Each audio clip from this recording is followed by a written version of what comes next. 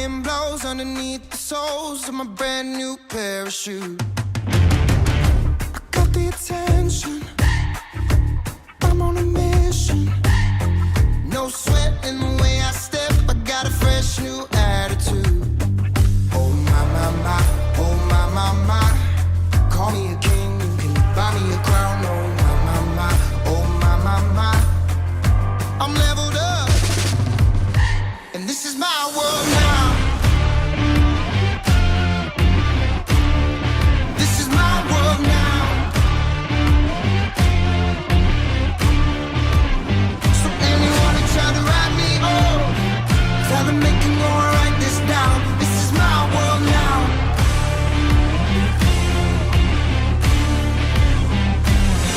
New look, got the ladies shook. New watch saying it's my time. These magazines wanna feature me, cause they know I'm on the rise. But the attention, I'm on a mission. Cause ever since I flipped that switch, my power can't be denied. Oh my, my, my, oh my, my, my. Call me a king, buy me a crown. Oh my, my, my, oh my, my, my. I'm leveled up, and this is my world now.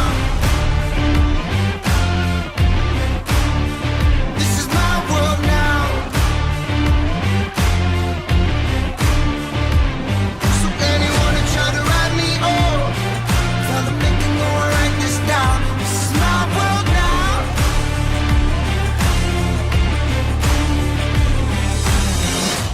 Get the attention, I'm on a mission.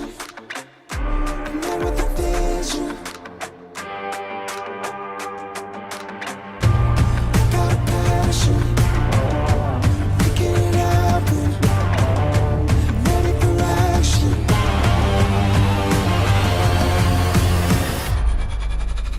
And this is my world now. You are on the right path. You are on the right journey. The journey of self-discovery, the journey of self-love, the journey of self-empowerment. Stay on this journey.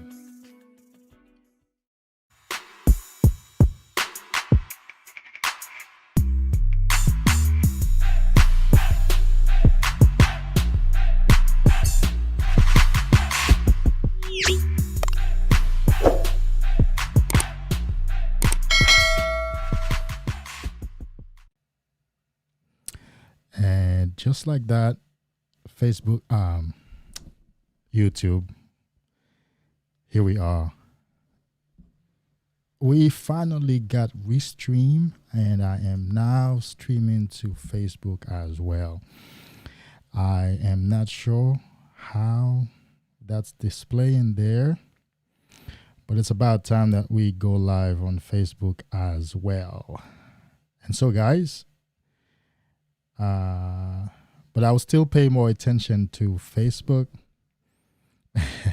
I mean, to YouTube, of course. That's where the conversation is at. That's where the main event is taking place.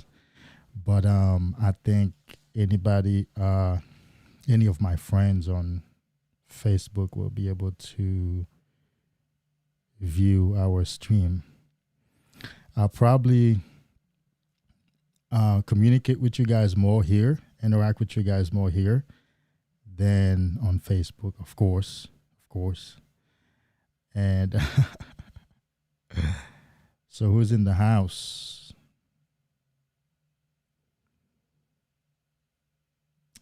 Who is in the house? Okay.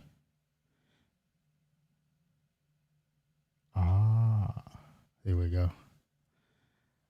I see what, okay.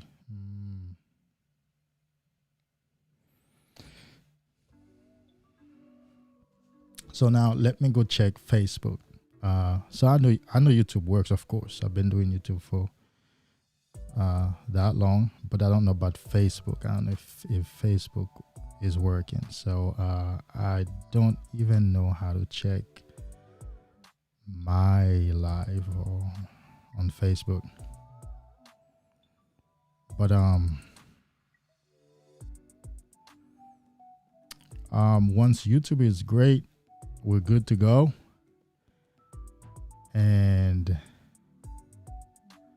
hang on, let's go back to Ecamm Live. I think I'm more comfortable in Ecamm Live. And let's bring the chat up. So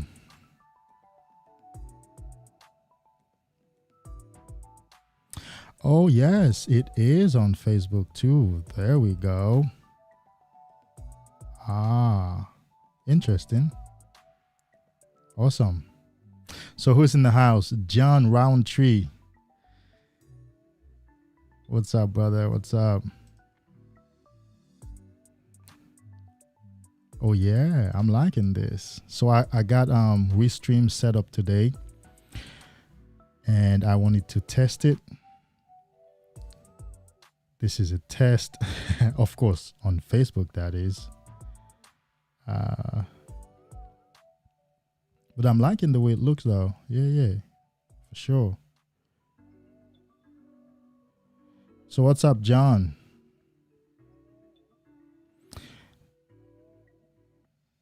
So I see the only mistake that I made, I did not enter a description for Restream. Okay, so no, there wasn't a subject, but this is a small matter. John, what's going on?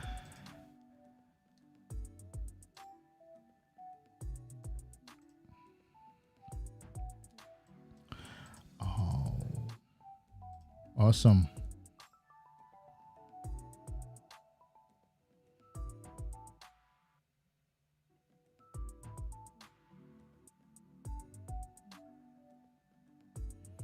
This is a multi-stream test. There we go.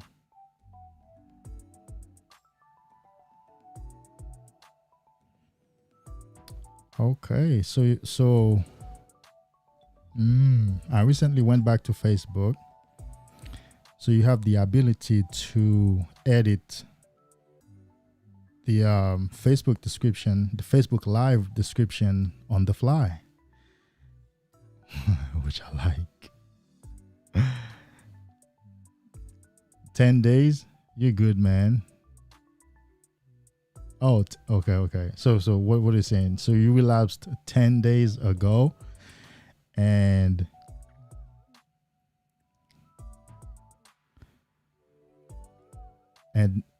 now you've been 10 days in.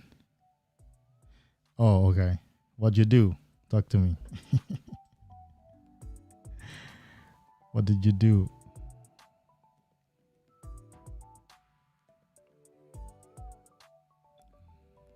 So I'm liking the way the Facebook Live actually displays.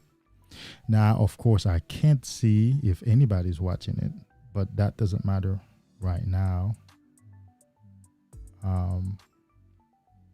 What matters is that I am streaming both to YouTube and Fast the Book, and that is what's important right now. I set it up today, and I was happy to set it up, and it's successful. So I only have actually one thing to work on, what to remember to do next time. This is looking good on Facebook. I like it though. Yeah. It looks really good.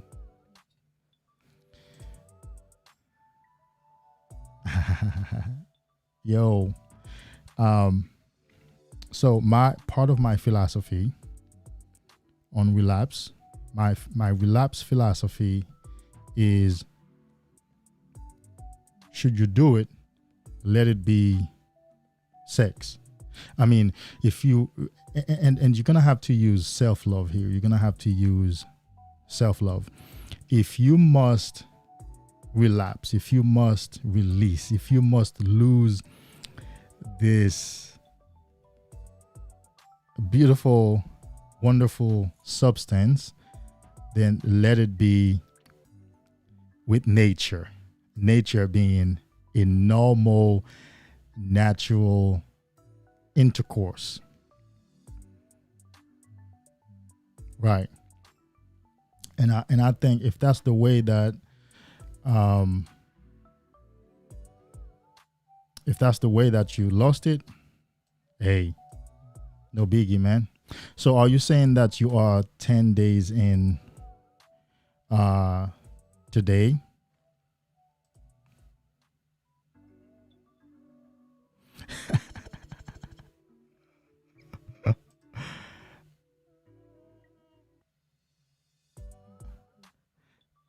Let's do something. I'm liking this. Hold on. Dang. So let's see how that shows. Now, John, if you know me, you know I'm very much for responsibility. She did not make you reach the point of no return.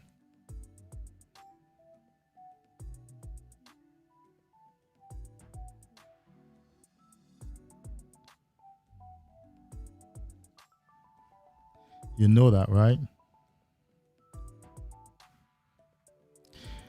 I need somebody on Facebook to chat something so I can see if the chat is going to pop up here.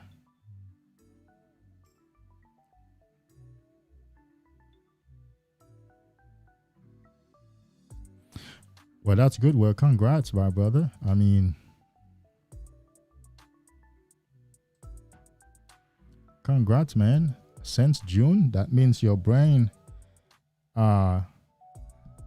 June, July, August, September, October, November, man, yeah, your brain has made a lot of progress towards rewiring. That's a lot of progress. That's a lot of progress. So congrats, man. So what I believe, John, is if it happens, of course, if it happens with your girlfriend, with your wife, it's the most natural thing that can happen. And so if a guy relapses watching porn or even jerking off by himself, it's already a loss, but then it's even worse because you just have picked up some more grime from the porn, right? But if you had sex with your girlfriend, with your wife, I have one married client and a few clients who are in a relationship. They live with their girlfriends, and what you gonna do? So what I tell these guys, what I teach them is maximize your retention days. Maximize your retaining days. The days that you are retaining, make that day count. Make today count. Have a to-do list. Wake up in the morning, get to the gym, focus on the money, focus on the plan, get something done because you have a lot of inspiration that you're sitting on. Put work behind your inspiration. And if you do that, because eventually what's going to happen, although you may not be reaching for sex from your wife or your girlfriend, eventually she will reach out for sex. She will touch you, she will put it on you because you owe that to her. And that's exactly how I talk to my married guys or guys who are in a relationship. You owe that woman sexual satisfaction. And so although you're doing this for your own well-being, although you're doing this retaining as a lifestyle, but then this is your particular situation. Your particular situation is that you are in a relationship. Your particular situation is that you have a woman. And when you may not want to have sex, or when you want to retain longer, she probably will want to have sex. And of course, this is where now practices like NEO, non-ejaculatory orgasm, comes into play, where you can learn those beautiful, wonderful techniques where you can actually do have intercourse, you can actually do have sex without the physical ejaculation, without the release of the semen, but you also get to benefit the orgasm. You get to recirculate the energy throughout your body, and that's going to make you feel so powerful. That's going to set you on fire. And this is where learning that technique comes into play, because you can't forever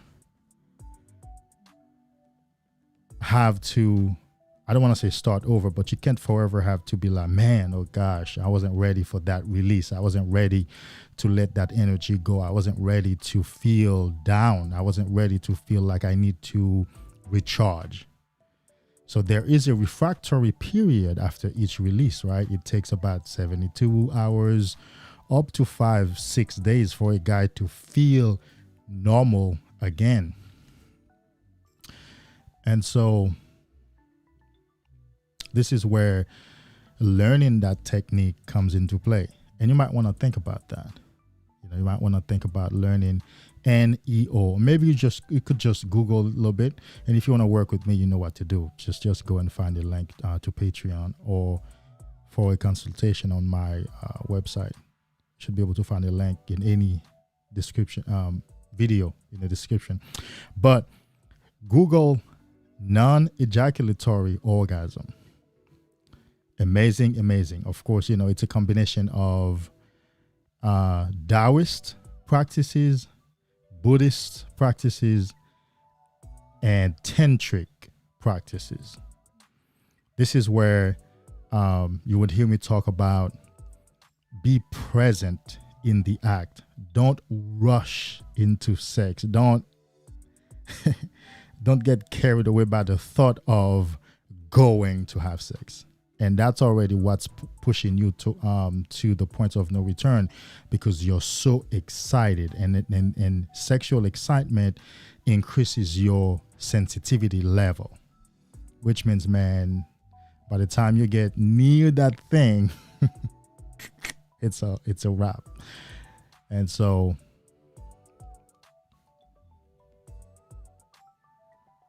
hold on, let me answer that question.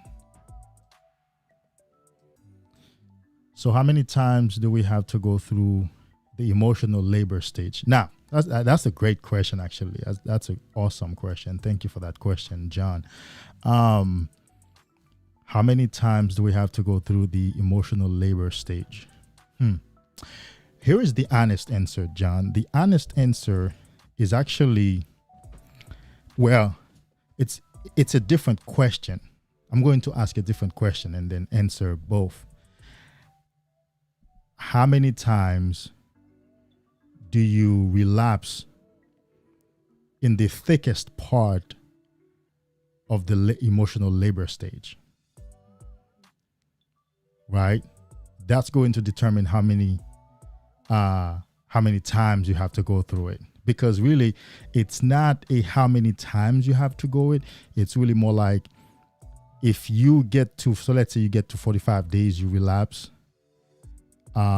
Because you encountered some emotional issues, some childhood trauma issues comes up for you to work on, some attachment issues, some self-pity issues comes up for you to work with, and you avoid those, you run away from them, then you're still going to have to work on them. Remember now, the emotional labor has more to do with your emotional healing than with anything sexual. The only part that's sexual about it is actually retaining the semen while you're doing the emotional work. That's the only part that's sexual. The emotional labor is called, rightly so, emotional labor. It's those negative thoughts, those negative programmings that you've been exposed to throughout your life, and those negative self-talk, low self-esteem, negative self-image, lack of self-confidence, self-pity, self-victimization, all of those things are what you need to work on. I mean, they will come up for you to work on. There's no doubt. There's no doubt. And this is the point where men run away. This is the point where men actually drop the ball. It's at that point because it gets so hard. Imagine being horny at the same time having to face some childhood trauma issue because it's on your mind. It's asking you, it's begging you for attention. It's asking you to work on it. So let's say each time you get to that point, the pressure is so high that you relapse, then what's going to happen next time, you're going to have to retain past that original point for the rest of the emotional labor to come back. So let's say, for example, you retain 30 days, right? And you got so emotional, your emotional issues came up, your healing issues came up, you had to work through them, but it was so hard that you relapse, right? And that was 30 days.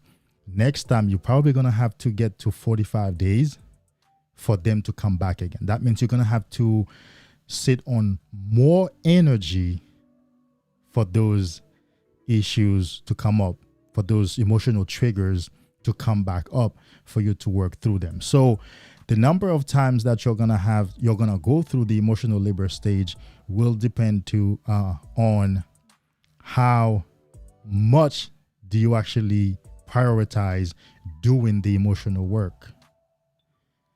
You know, this is the stage where I advise that guys spend at least 30 minutes to an hour daily processing your thoughts, processing your emotions, processing those things which trigger you. This is where you're going to find out what it is that triggers you, why you keep running to that habit, what it is that trigger you, those unconscious wounds that keep triggering you, why you keep going back to the habit. Because remember, any addiction is more of an escapism than anything else. You're just running from unconscious traumas. You're running from unconscious issues that want to come up for you to work through. That's really what an addiction is. So instead of somebody sitting here and working through them emotionally, they want to block them out and they run to alcohol, porn, overeating, gambling, shopping, gossiping, and so forth and so on. So the more you spend time contemplating and working through those issues, the more of the issues you work on, the weaker those issues will become and the less of a trigger they will be to you in the future. And so the less the odds are, the greater the odds are you will stay away from that addiction. Rivers, Charles, welcome, man. Thanks for being in the house. I think you commented on the video today. I didn't get to it yet. I haven't gotten to my comments. I reserve special time when I go and comment, reply to my comments. So it's good to see you. So obviously you rewatched one of the most recent lives. So it's good to see you, man. Appreciate you being in the joint. You know who says that, right? Dr. BOA. Appreciate you being in the joint. And so, yeah. So what we are doing, guys, is taking this. I set up Restream this morning, and I wanted to test multi-streaming both to Facebook and YouTube, and I think it's working. I just wish that I could get somebody on Facebook to comment. Well, I think I can comment myself and see. Yeah, there we go. Test 1, 2, 3. Charles, what do you have for us today, man? I do want to, let's see if this comment pops up. Oh, out of YouTube. There we go. It's right here. Sweet. But it won't be on eCam though. Okay, so I still won't be able to. Oh, yes. I definitely can put it on the screen. There we go. Test 1, 2, 3. That's straight from Facebook. Okay. I'm liking this. And so, oh, hold on. This is too much.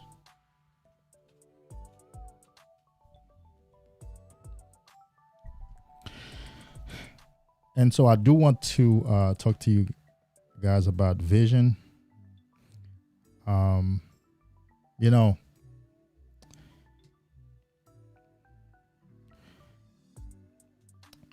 my philosophy for Nofap, semen retention, and sex. My philosophy for Nofap and semen retention is really sex energy transmutation. And sex energy transmutation is the process of converting your sexual energy, everything that you are, your willpower, your presence, the inspiration that you get from semen retention, the motivation that you get from semen retention, and actually use that to fuel real life accomplishments. I like to say accomplishments that you, first of all, you are proud of, and second of all, that people can see and compliment you on. Not that you need the compliment, but their compliment will be like an acknowledgement of your work.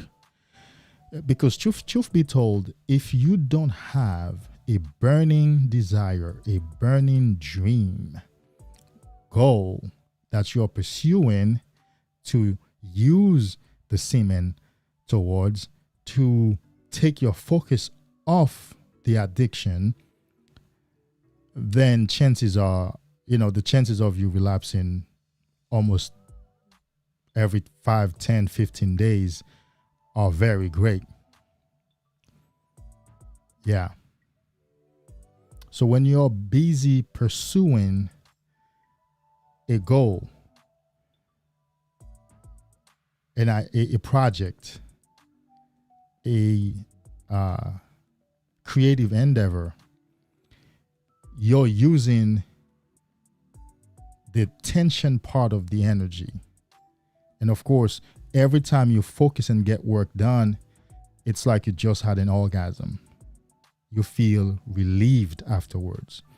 Much like after a workout session, you feel relieved. It's like you just had an orgasm. In fact, some of the greatest bodybuilders of all time have said that a workout session is like having an orgasm. You feel so relieved. You just used all that energy without the release of the semen. And so what I like to say in a lot of my videos and right here on this stream is that my philosophy for this work goes beyond trying to recover from an addiction. It goes beyond trying to retain semen. I think the semen must have a purpose. I believe semen retention is a tool and it must be put to good use. Why is it a tool? Well, let's say normal guys or guys who are going through what we used to go through, right? That is watching porn, having sex, jerking off, running after women, depleting their energy without that focus that we have now have. They don't have that new inspiration. they don't have that new motivation. Sawyer, I see you. They don't have that new willpower. They don't have that presence and magnetism.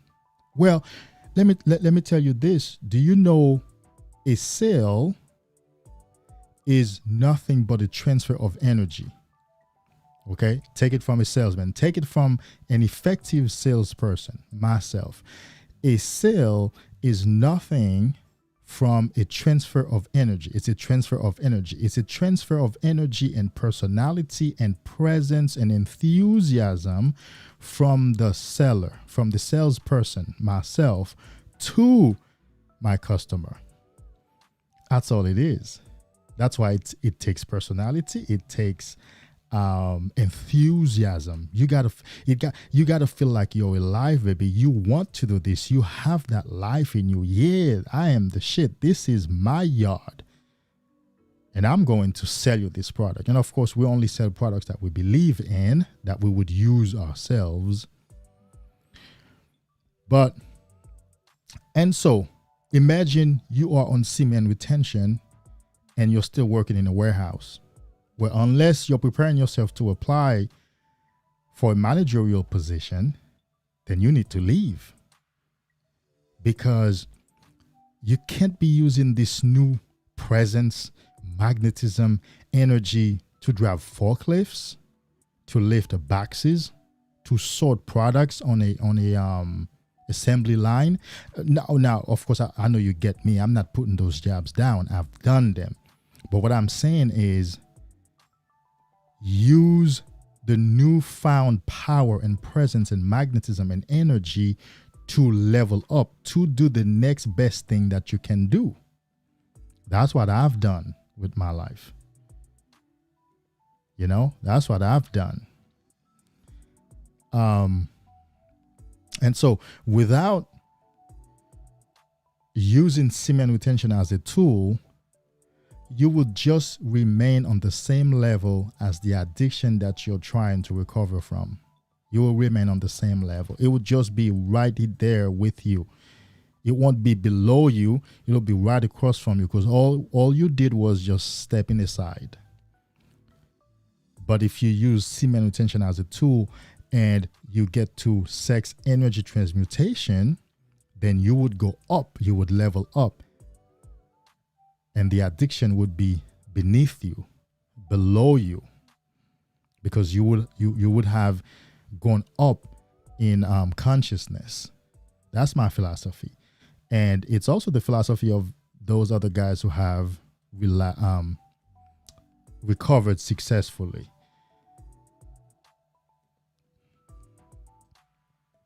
Sawyer, welcome. Good to see you in the house. Yes, sir. What's going on? It's good to see you, man. Yeah. So I'm actually testing multi-streaming or multicasting. Yeah. Both on YouTube and Facebook. I'm also on Facebook right now. So it's good. It's good. I thought I'd do that. So imagine, got some work done today, did my workout, got this set up, did some other things, and then right before supposedly I was getting ready to go to bed, and my spirit was like, well, we need to do something else. We need to create something else. We need to put something else out there. We need to make contact with some other people. Well, let's go live. Let's test the restream. Let's go live. Let's do something. Let's make something happen. And this is how we are here.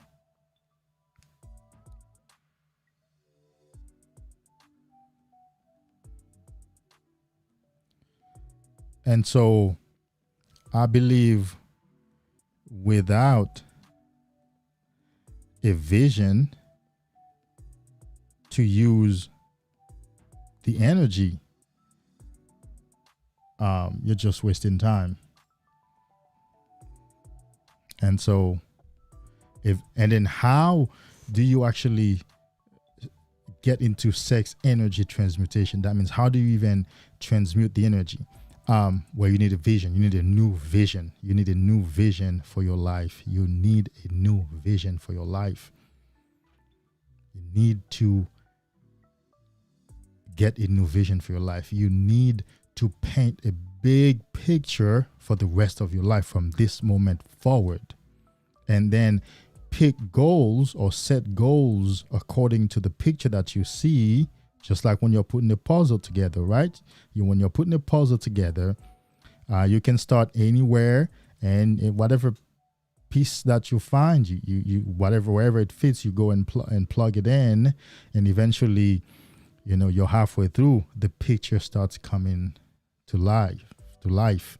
And so you create a grand vision for your life, and then you create goals, little goals here and there, and you work on them, you keep accomplishing those goals. And then as you do, you are actually fulfilling the vision. And so what is a vision? We also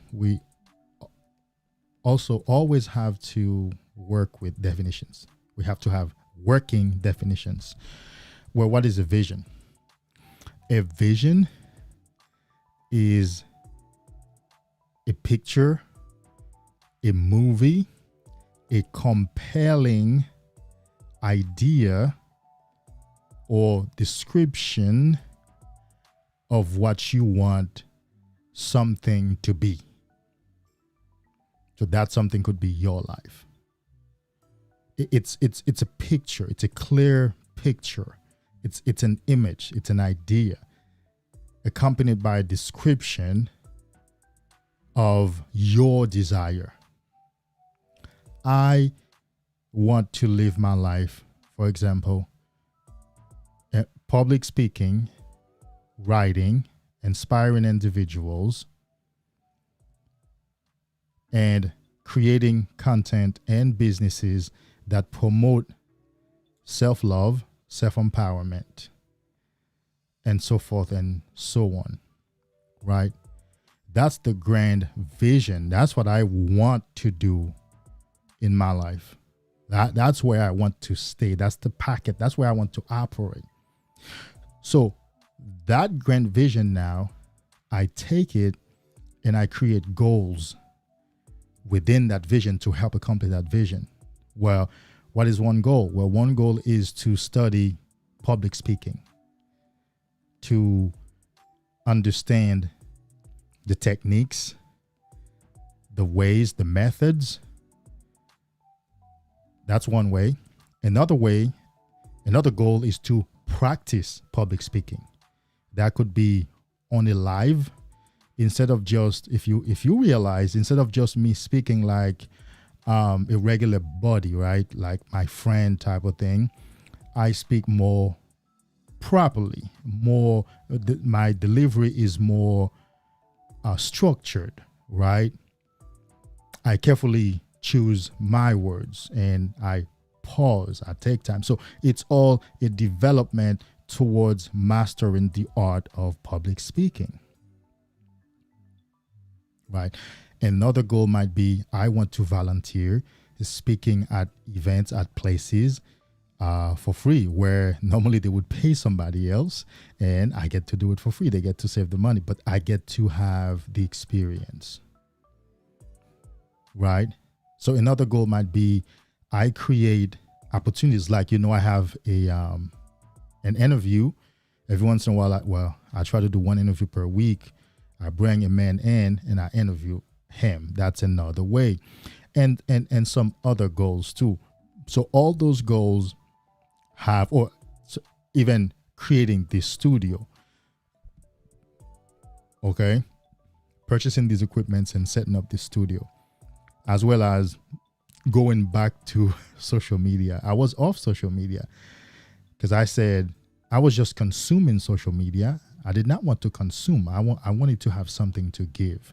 And so I quit social media and I just went back, and now I have something to give, right? I've been creating content for little contents for YouTube or Facebook, And I just went back to Instagram, and I will start dropping little small videos and here and there. But it's basically all working towards building my public speaking, life coaching vision.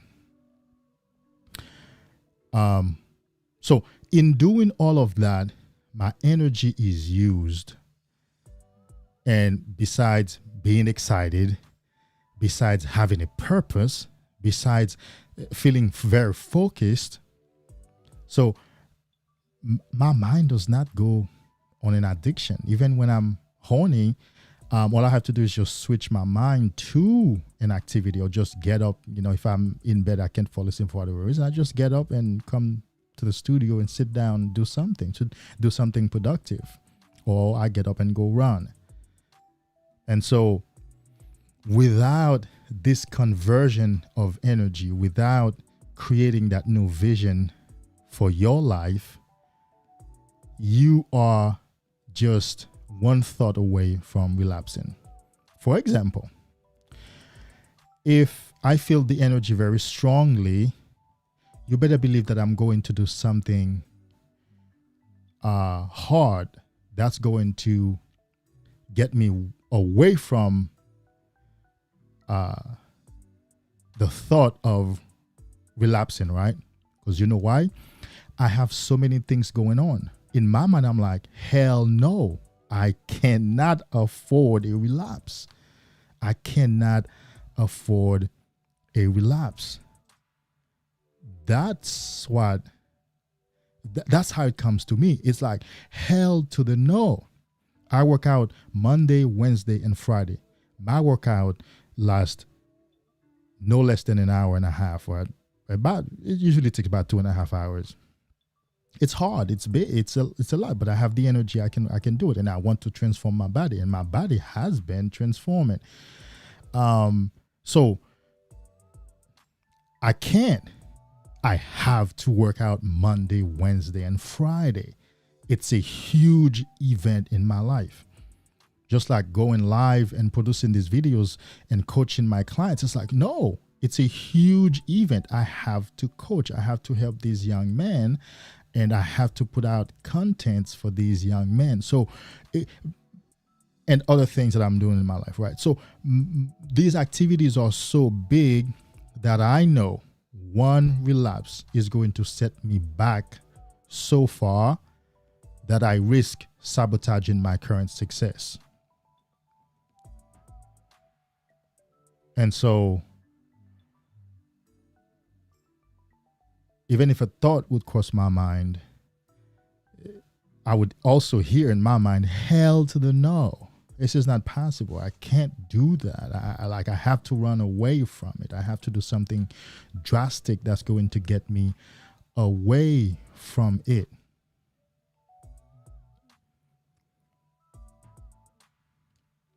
So that's why you need to apply sex energy transmutation. It's more than just quitting porn. It's more than just retaining semen. You have to put it to work. Imagine wherever I go, people notice my energy, right? And people who get an opportunity to talk to me want to talk to me more. They want to listen to me. They want to hear more from me because they get inspired. They get uplifted, right? So they're more favorable towards me, right? So you think I want to waste that? No, this is time to do business then. This is time to make proposals then. You know? This is time to ask someone to come along. This is time to ask someone to share my vision with somebody and to have them come along. When I meet women now, I have this 29-year-old right now that we've been talking.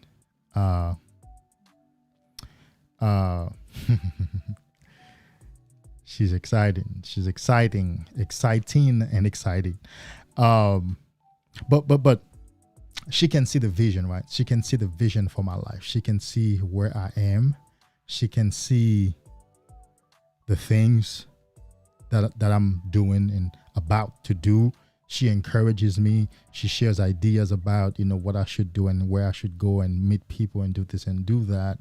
So with this new energy and presence and character and magnified and amplified aura, people are attracted into my experience, and I have to be aware that I need to use that. And by using that, I don't mean, I mean capitalize on that. I need to capitalize it. I need to get creative on, well, what do I need to do? Without that, you're just one thought away from a relapse. All right, Sawyer, let's talk. Been meditating and doing yoga, as well as discovering Qigong or Qigong. I've heard different pronunciation, but Qigong. All of this will help with transmutation. Oh yes, absolutely. Yeah, absolutely. Of course, you're back in the gym also. So on my last stream, someone asked me the question, what is my most effective method for transmuting the energy?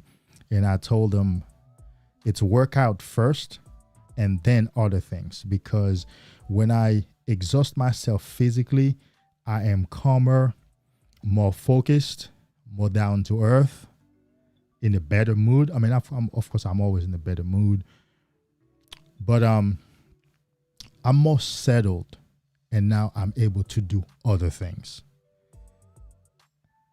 And so even meditation is aided greatly after workout. Some of the most effective individuals, and I've done variations of them, but my meditation, and I've heard the testimony for that, is aided greatly when you do it after workout. And that's for those people who work out early in the morning. I work out midday. So usually I meditate before working out, before I leave the house. You don't want to leave the house without meditating. If I do, I meditate in the parking lot. Get the mind right. You got to get the mind centered. You got to get the mind focused, and you have to get that self-talk right. Yeah, and you have to have that vision for the activity that you're about to go do. So that will greatly help with transmutation. Absolutely. Really, all we are saying here is all of those practices that you've heard watching those self-development videos, is that you put them to work. Meditation, whether it's physical yoga, because meditation is a form of yoga, but the West separates the two. But so any of these or all of these you do, plus exercising, will put you on the way, because afterwards you'll be calmer, you'll be more focused, your willpower will be stronger, of course, and you'll be able to go for those goals. Now remember, what I've been saying is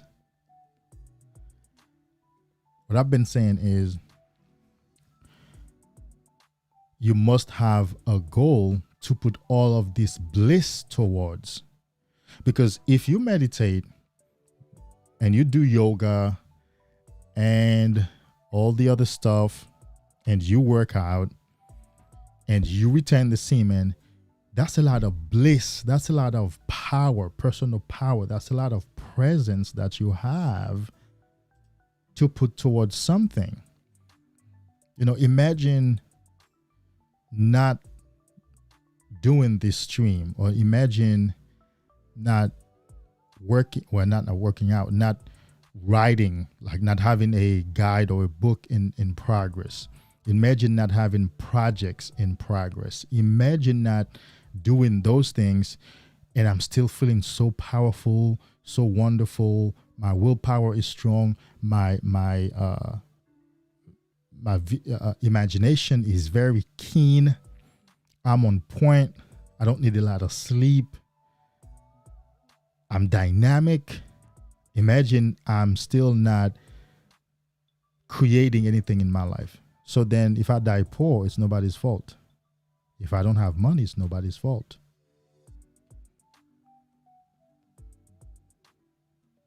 So my best advice is sex energy transmutation. Yeah.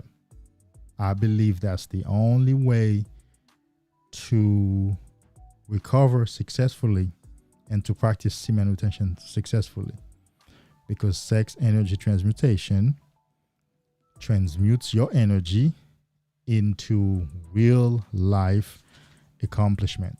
So a vision serves as a blueprint for your life. A vision sets boundaries around your life. And this is very important. And I want you to listen to me, bro. I need you to listen to me. A vision sets parameters around your life.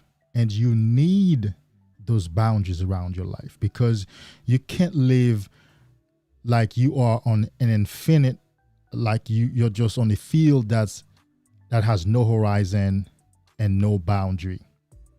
And that's why you can get distracted. You do anything. You're on social media. You date anybody. You make friends with anybody, because you have no vision for your life. You're free. You have no boundary. So when you have a vision, that's a blueprint. This is the road that you're traveling. This is the path that you're on. So that is going to determine the kind of friends that you have, the kind of women that you date, even the way you deal with your family members, the jobs that you keep, the car that you drive, the place where you stay, the city that you move to, the people that you attract, because you are on a mission. You're doing something. You're going somewhere. So a vision serves as a blueprint. It's saying, here is what we are building. Here is where we're going.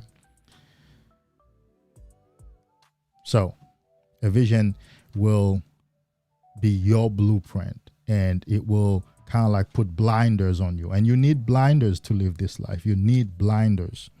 You can't have a wide field of perception. And that's why we get distracted. You need blinders. And I'm good for that. You need tunnel vision to accomplish your vision. That's what you're looking at. This is where you're going. This is exactly what you're looking at. And secondly, a vision pulls you forward. A vision serves as hope, right? Although hope is arguable, but a vision pulls you forward. So every time you think about your vision, every time you visualize your vision, every time you get connected to your vision through your meditation and contemplation sessions, you feel like it's pulling you forward. It's telling you, come on, come on, come on. Work, put the work in, move, come forward, put the work in. Don't stay where you are. Because remember now, supposedly the vision is all the way in the future. And so the vision is saying, come forward, come. It's pulling you forward. And by virtue of it, got to get some protein before I go to sleep now. By virtue of it pulling you forward, you're no longer stationary. You're no longer maintaining the status quo. You're no longer just sitting here, because your vision is pulling you forward. Your vision is calling your name. Because like the law of attraction says, what you seek is seeking you. What you want wants you. What you're walking towards is running towards you. Yeah. And so your vision will pull you forward. Your vision, and what that essentially means is you will not feel stuck. You will not feel lethargic. because your vision is pulling you. It's saying, come on, do some more. Hey, one more day, put that work in. One more day, because we're working towards something, because we're moving towards something.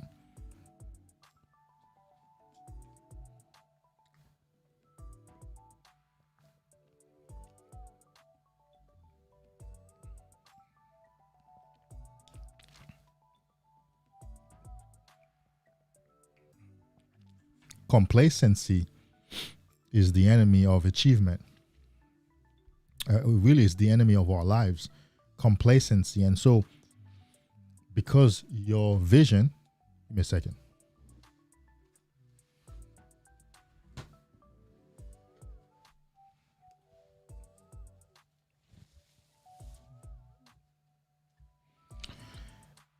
Because your vision is pulling you forward,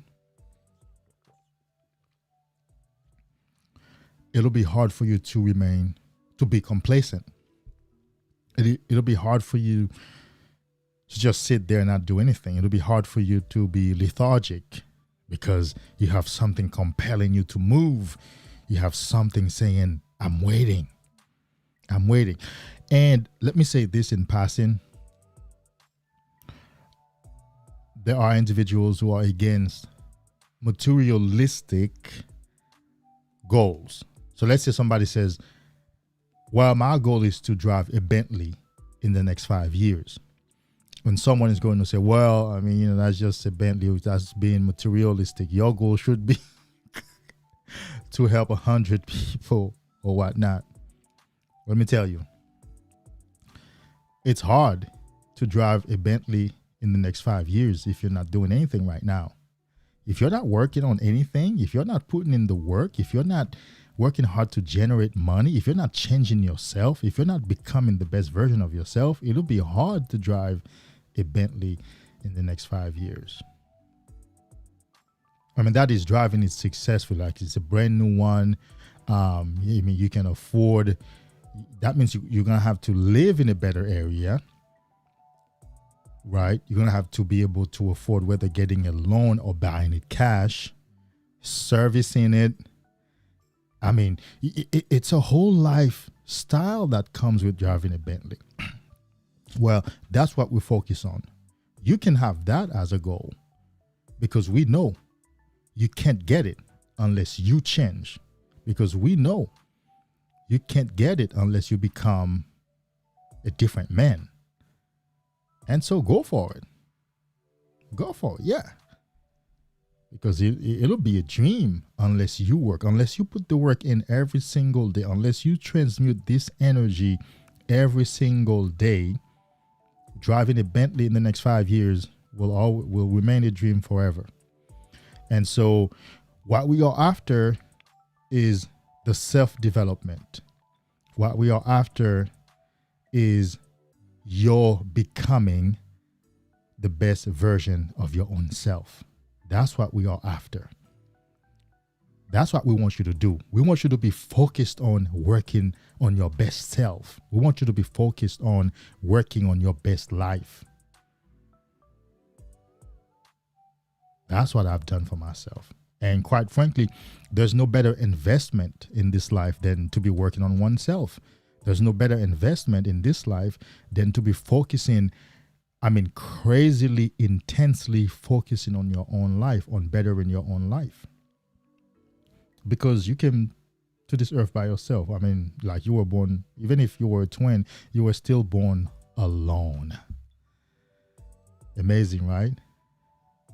Twins are born alone. They come out alone. You are born single. You live this life single, and you will die single. So you might as well face the reality and work on yourself. In fact, the first order of life is selfishness. The first order of life is selfishness. Because you were born alone, you're living life alone, you will also happily die alone. And so self-preservation ought to be your primary concern. I know it's unconventional because religion and moral standards and thought leaders, people who have great interest in keeping us obedient to their dogmas, have taught us to put others first. Now you can't. You have to put yourself first. You have to better yourself first. Imagine me never recovering. Imagine me never retaining. Imagine me never getting into the gym or not working and not getting these equipments and not starting my channel, because I started with my iPhone in the park. But I was excited, boy. I was ready to start. Imagine me not doing any of those things, right? Well, there wouldn't be any me helping you guys. Every time one of you leaves a great comment or even come on this stream and with a super chat and a note of thank you and compliment, is because I have worked on myself and now I can share what I have done for myself with you guys. And so I come first. So selfishness and self-preservation is the order of life. Seek yourself first. Work on yourself first. And so we've already seen that a vision is a blueprint for your life. It helps you to have blinders on. It helps you to focus on one thing. And secondly, we saw that a vision will pull you forward. So thirdly, a vision will help you to course correct or to make course correction in your life. So what does that mean? I'm going to tell you exactly what that means. Let's say you create that vision right now, right? And a few months later, you meet that fine bombshell, which probably will happen because it's one of those things about life.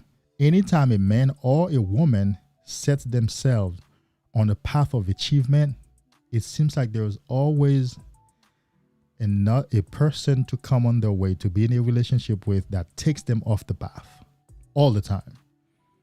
That's probably number one. That's probably the number one way that men and women go astray from their dreams and goals.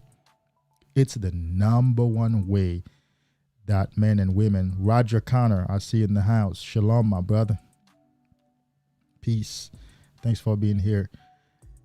It's the number one way that men and women waste their lives.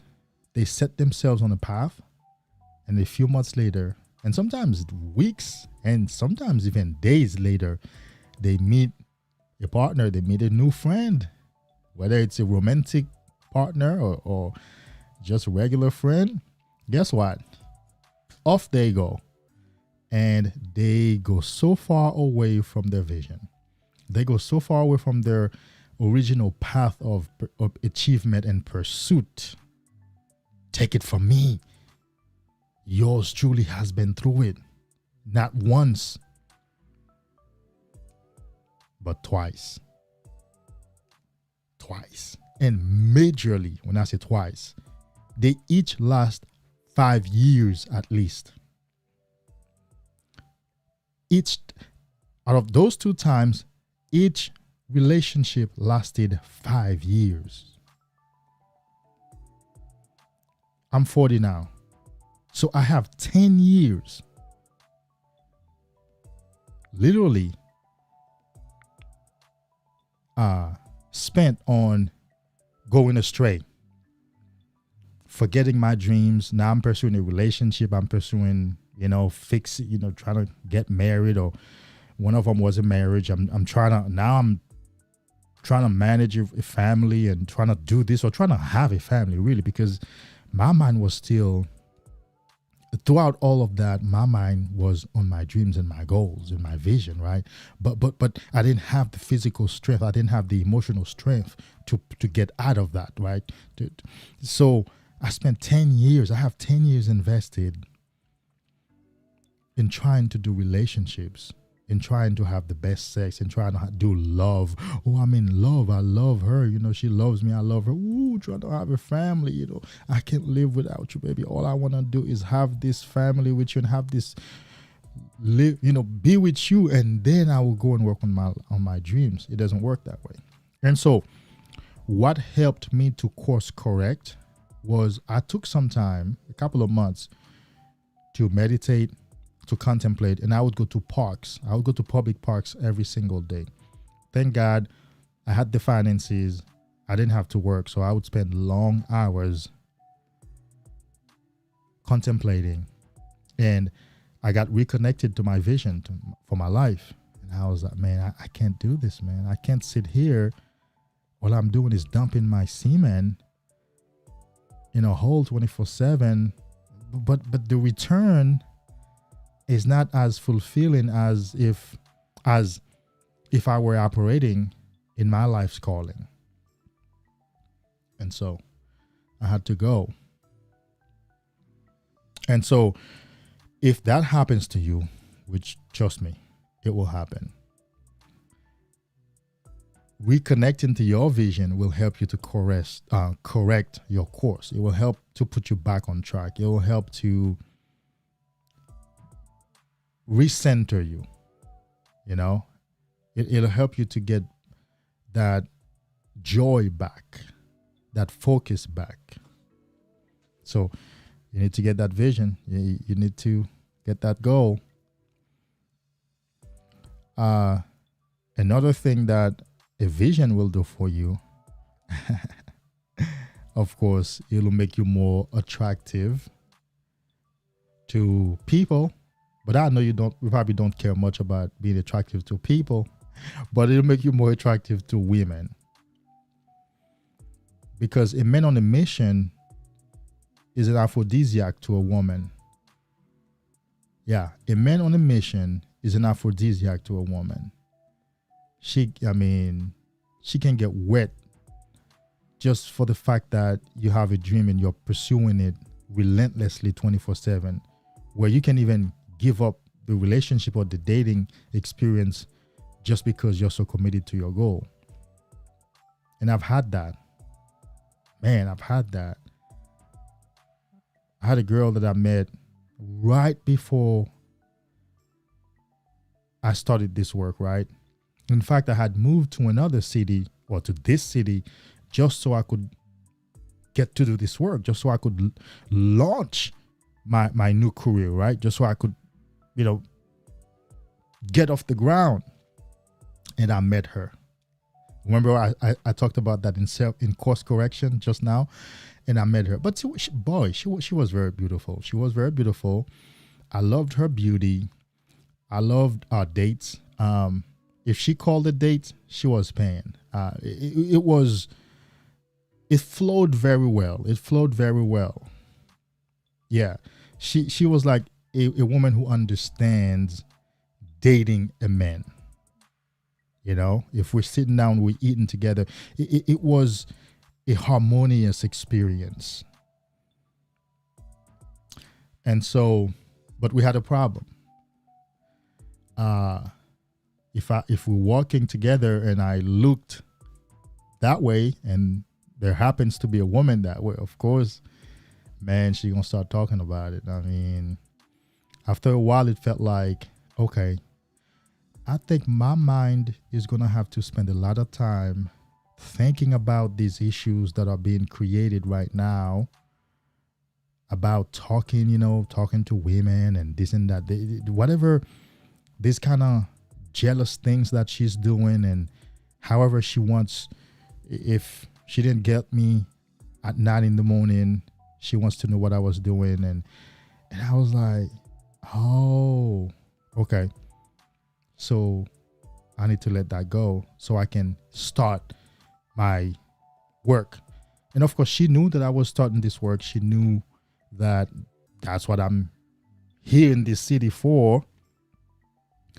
And I told her that, I'm not interested in a relationship right now. I'm not interested in anything serious, anything more than just dating casually here and there and then smashing here and there, because I have to do this work. I have to do this work. And I stopped seeing her. Of course, she texts me that she's still available. She's still open whenever I feel like I have progressed enough on the work. And I do have another woman actually who said the same thing. I'll be here.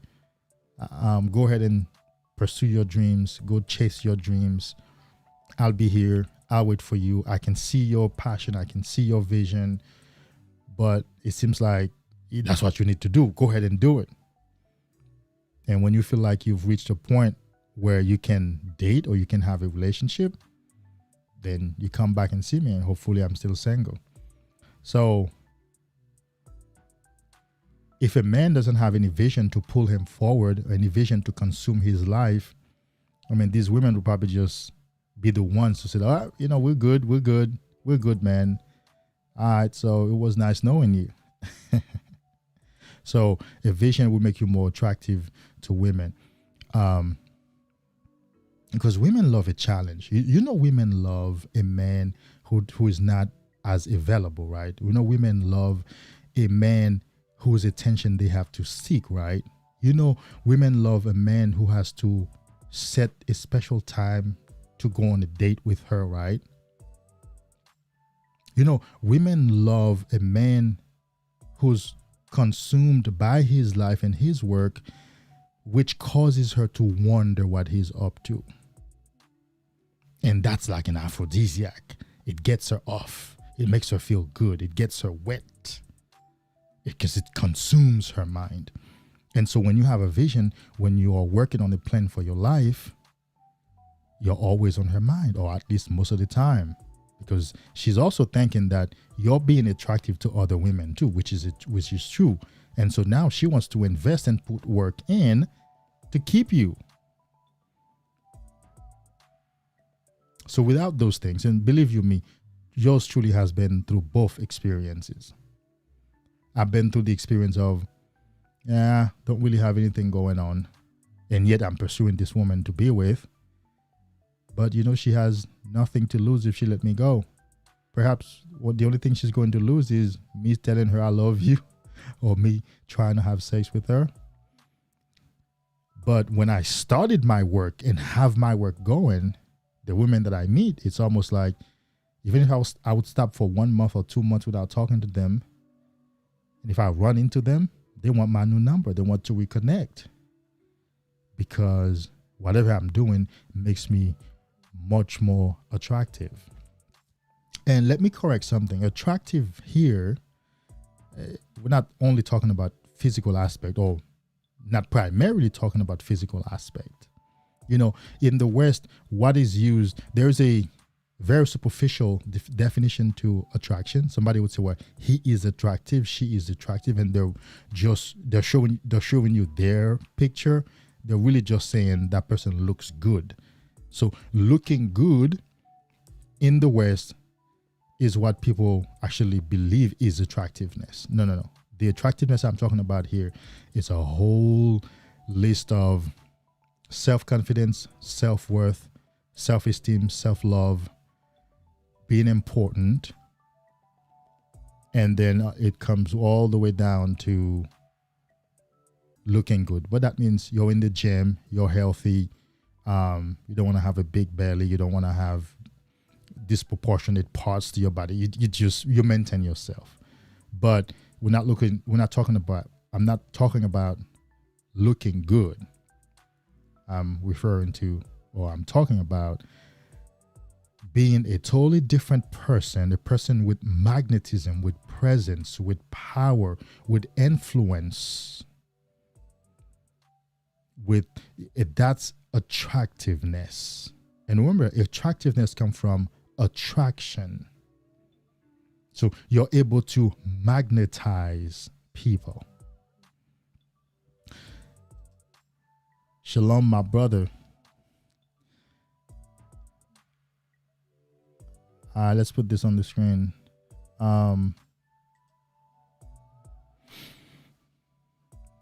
So David, I went through a spiritual awakening this year and found out I'm a healer. Congrats.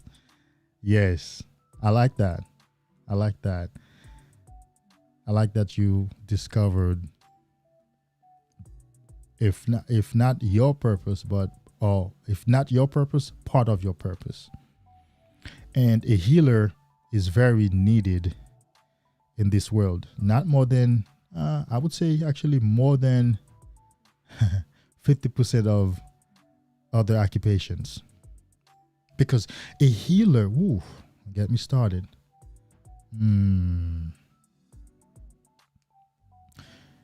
You can't heal the soul without healing without also healing the body, and you can't heal the body without also healing the soul. If any of you guys have heard of Ernest Holmes, or if you have studied his work, you know there's no healing of the body.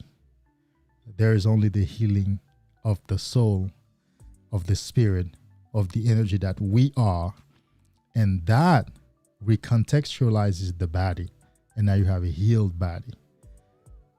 So how many people, how many of us are in need of a spiritual healing, of a soul healing, of emotional healing, and that will automatically heal the body? And as you may already know, Roger, a lot of the physical symptoms and physical ailments that individuals, especially in the West, experience are psychosomatic in nature.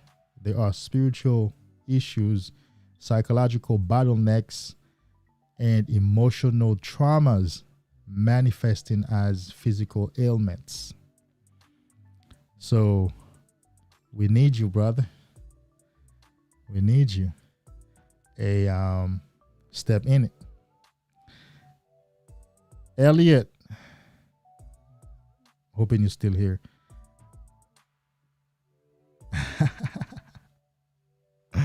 Hell yeah, I made it this time. Let's go. You still here, bro? I'm glad you're still here. Well, I'm glad you made it. It's late, but it's not late because it's 6 o'clock somewhere else. For example, I would stay up to this time to coach a client who's in Nigeria or in Africa, Kenya, Nigeria, because they're just waking up at midnight. It's 6:30 over there now, and so it's 5 a.m. somewhere. That statement is very true. It's 5 a.m. somewhere around the world, so it's not late. We want to put the work in. We want to share the knowledge. So when I go to sleep and I wake up tomorrow, I won't have this on my mind to share. I won't have this the idea of this vision to share on my mind. It'll have to be something else. And so my agenda didn't get backed up because I got it done. I put the work in. I had to put the work in. So it's good that you're here, brother. It's good to see you. Thanks for being here. Yeah, so we are at number 5. So a recap for anybody who has just joined us. We're talking about vision. We're saying that a vision is a picture, a movie, a description of what your life is to be about, what you want your life to be about. And of course, there's the aspect of finding your life calling and your purpose within that. But that's what a vision is. And we said that a vision will do these things to you. A vision is the following things. A vision is a blueprint. It sets you on a path. It dictates what friends, how you deal with family members. It dictates how you live your life, where you go, what job you have. It dictates your goals. It dictates how you live your life. So it's a blueprint. A vision also pulls you forward. A vision helps you get unstuck. A vision helps you not be complacent, because it pulls you forward. It says, come get me, baby, come get me. You want me, right? Come, put in the work, come forward. And we also said that a vision will help you to course correct. So should you go astray because you get into the wrong relationship, you get associated with the wrong group of friends, you join the gang, hopefully not, a vision will help you to correct your course. It will help you to get back on track. Also, and then we are now at point number 5, where a vision makes you more attractive to people, which you don't care about, to women, and also to women. That was number 4, actually. Number 5 is a vision for your life will make you feel grounded and good about your life. It will make you feel grounded. Roger, what are we saying? Let's see. I had visions all my life since I was 8. Daydreaming, premonitions, deja vu, vivid dreams, and all. And I bet semen retention is amplifying those. I bet you semen retention is amplifying those. Those daydreams, huh? Those deja vus. Man, I'm telling you, deja vus will get you. Because they'll feel like you have lived this before. You have experienced this before. Yeah. Stay on the right journey, bro. You're on the right journey. Elliot, you still here? You're on the right journey. Like I like to say, stay on the journey. You are on the right path. Yep. You are on the right journey. You are. The journey of self-discovery. The journey of self-love. The journey of self-empowerment. Stay on this journey.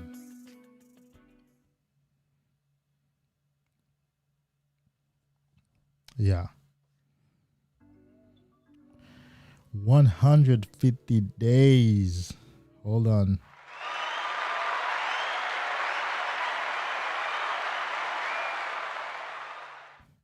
That deserves an applause.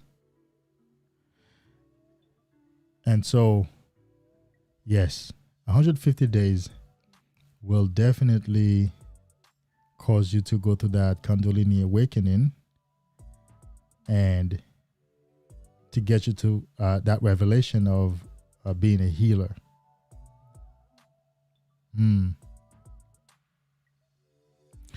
I woke up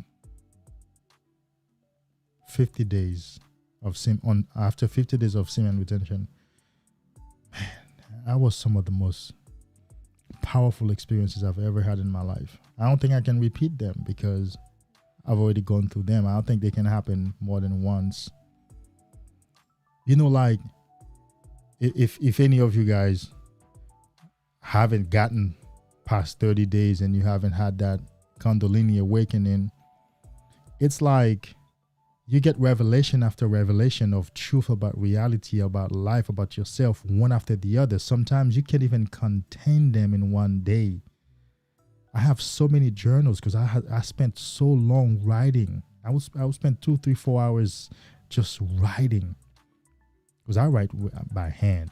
There's a connection between your handwriting and your brain. And so sometimes you couldn't you haven't even had time to process one major revelation, and 3, 4, 5 more just drop in. And it literally feels like you're going crazy, but then it's a good crazy because you're like, what? What? Wait a minute. What? Yeah. And along with that, you're being elevated. You're feeling connected to the whole.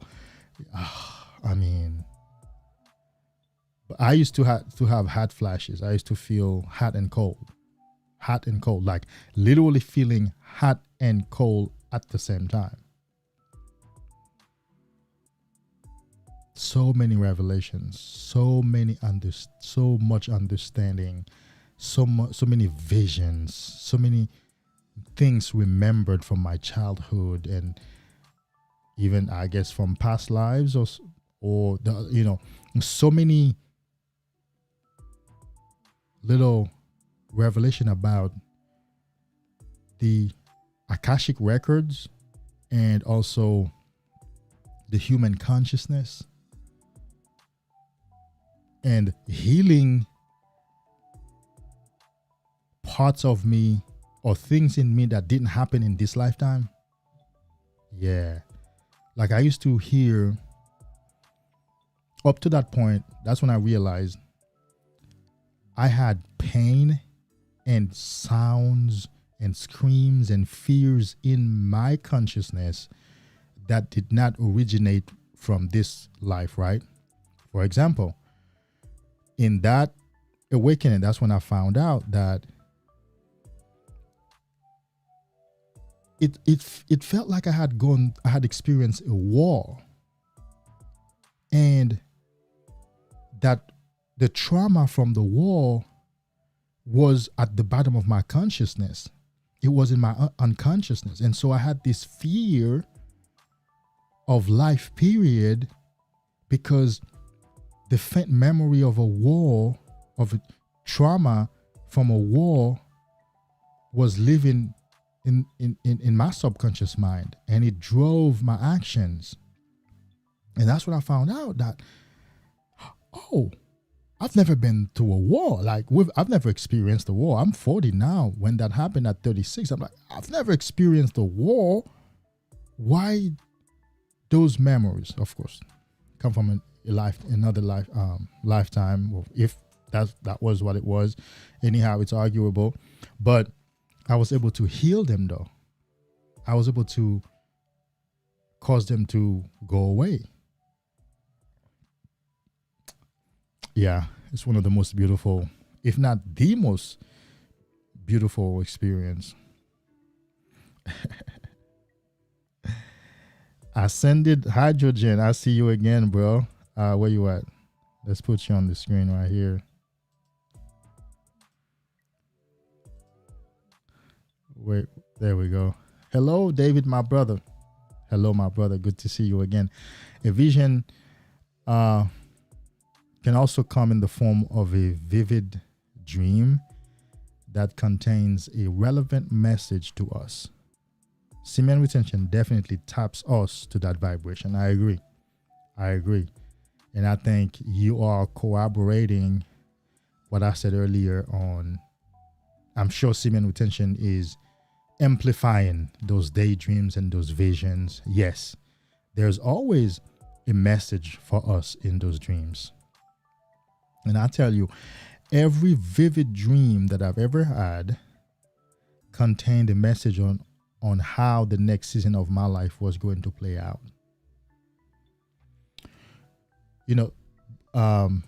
Spiritually, in some traditions, now I'm not too sure if that's actually biblically true, if dogs, but in some traditions and some spiritual people, metaphysicians believe that dogs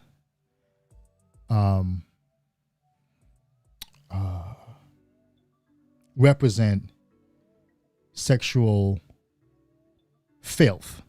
Yes, sexual filth, right? Because a dog, it will have sex with any female dog, and they're nasty.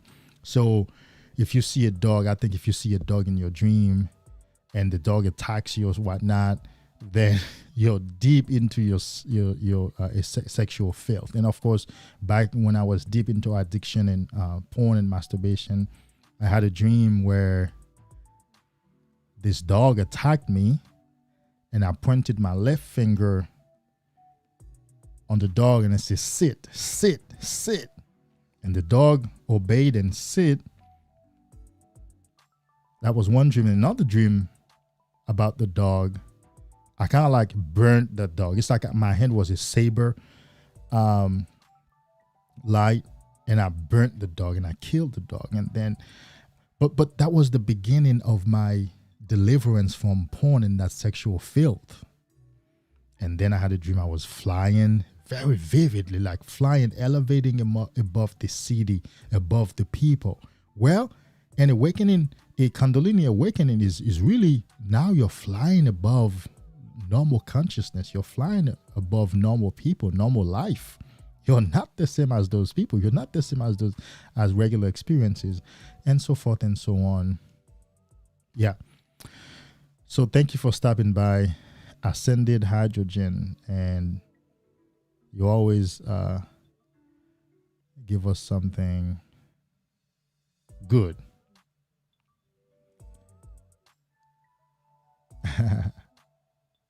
Elliot. There we go. Well, I'm glad you're still here, man. Any practical ways to enhance presence? Oh, yes. You're asking any practical ways. Really, the first practical way is to continue cultivating that semen, because presence will come out of you. Now, you can also nurture presence. I'm going to talk about that. But really, the most practical way to enhance your presence is to continue that semen retention, because self-confidence is a big part of presence. Enthusiasm is a big part of presence. Self-belief, positive self-talk, because here is what happens. Unless in your own consciousness, you believe in yourself, you trust yourself, you feel good about your life, and you have conquered your negative self-voice, you have a somewhat unshakable self-confidence, you can't show up as powerful when you show up somewhere and you're in the presence of other people. So your presence is a projection of your inner world. Your presence is really just an outpicturing of your inner world. And semen retention heals those things. It heals those areas naturally by itself. Now, there are two kinds of growth. There is the intellectual, psychological growth. That takes a long time and that's very hard.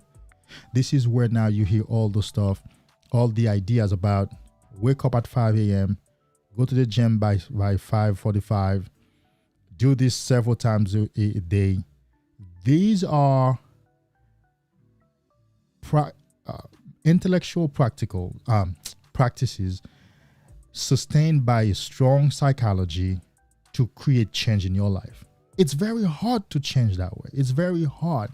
And then this is the other part of my explanation on how to enhance presence. You can teach yourself positive thinking.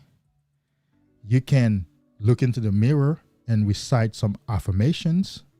You can work on the way you dress and the way you carry yourself. You know, I'm always fixing my shirt and I'm always making sure that my shoulders are squared up, and I'm always walking and sitting and moving around with dexterity and swiftness. But it's so hard to maintain that intellectually and psychologically. By intellectually, I mean you have to remember to do it. So you have to psych yourself to do it. You have to make yourself do it. That's the hardest way to make change in the human being. The other way is very easy. You change your consciousness. You enter a higher consciousness. And whatever belongs to that higher consciousness becomes yours now. I'm going deep. Don't do that. Don't do that. I'm going deep.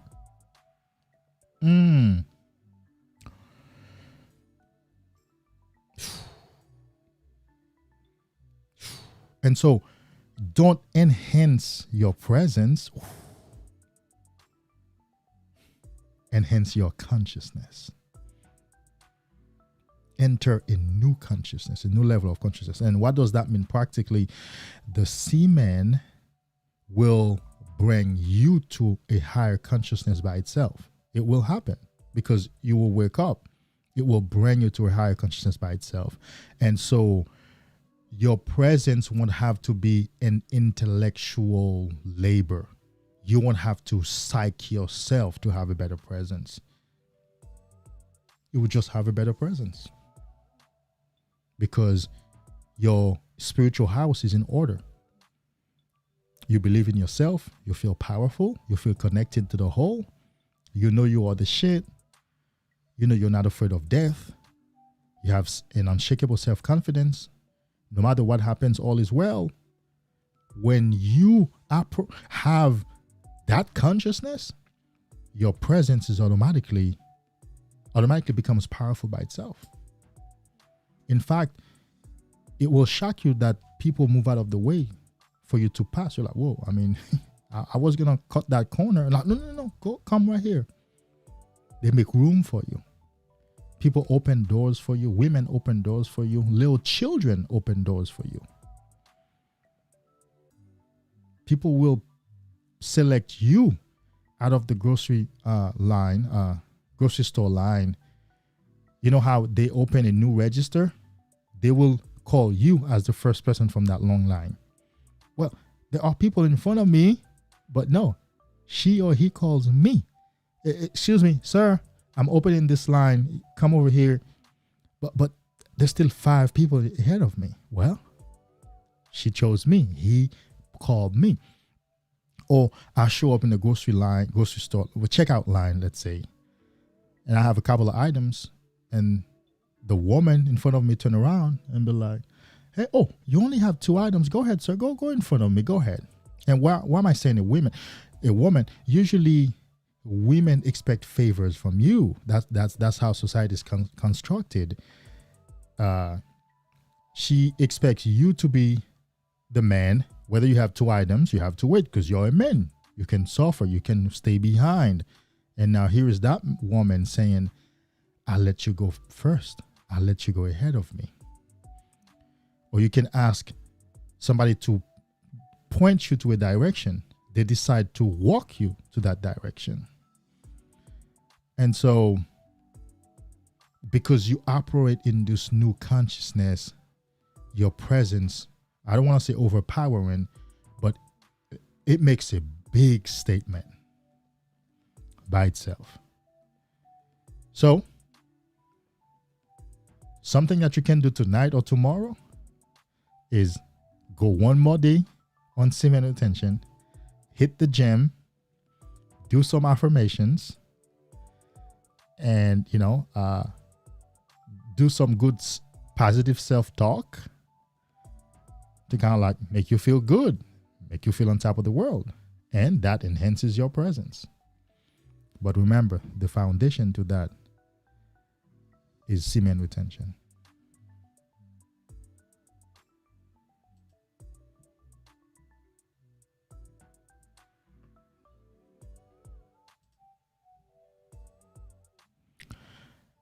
My neighbor's dog don't even bark at me anymore since day 70. I have to agree. Thank you for bringing that up. Yeah. Thank you for bringing that up. Yes. That's a true occurrence. That's a true experience. Children will be amazed by you. When children see you now, like, what? Because they see the light. They feel your energy. Because remember, babies are the purest beings on the planet.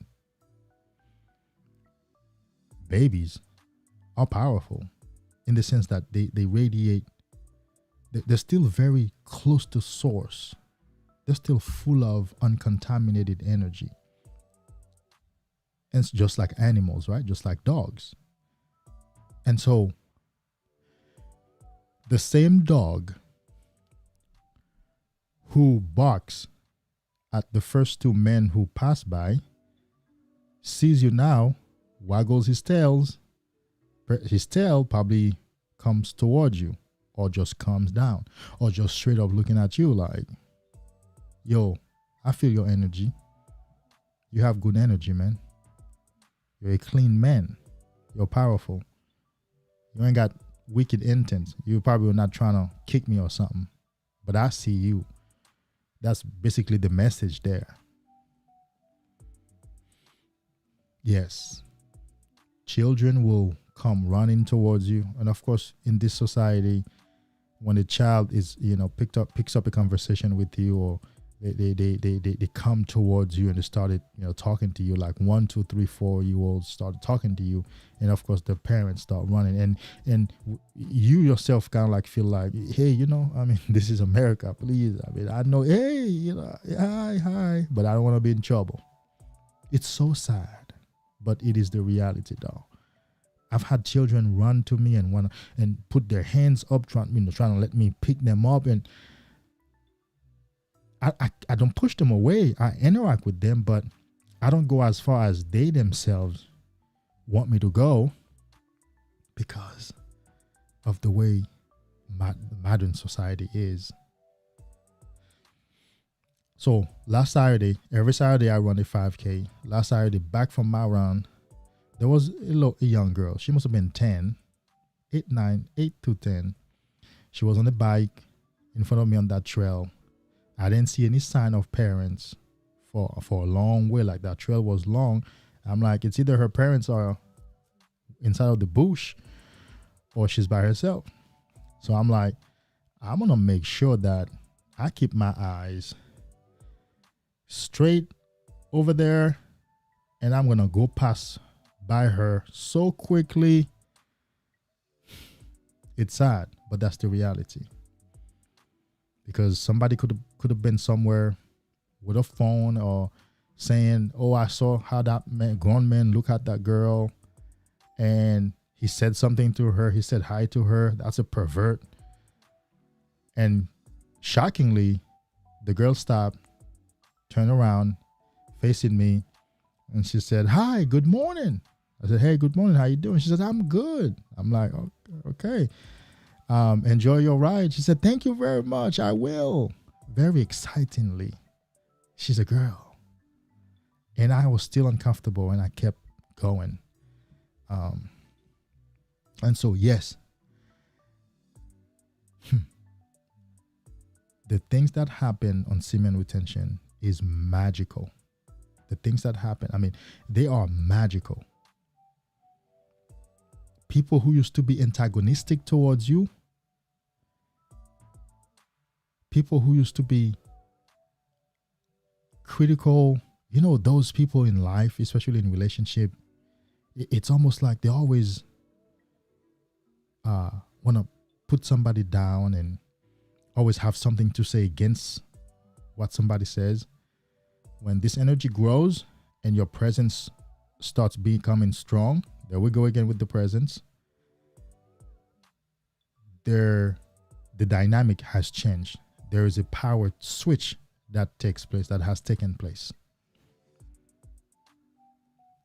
They're calm, they're quiet. If you say something, they listen to you. It's the best life ever, man.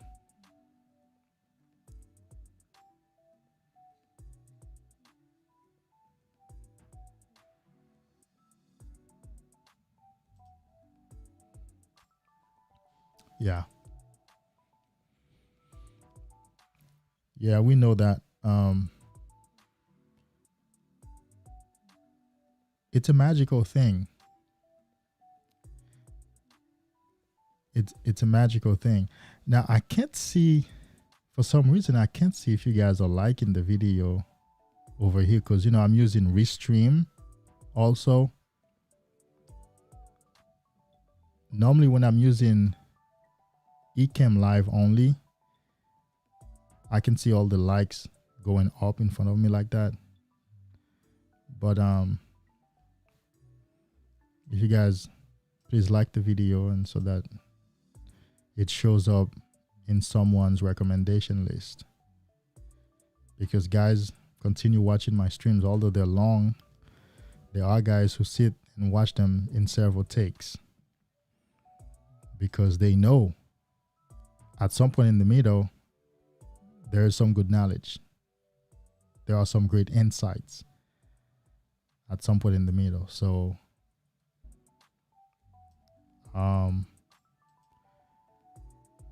but I definitely cannot see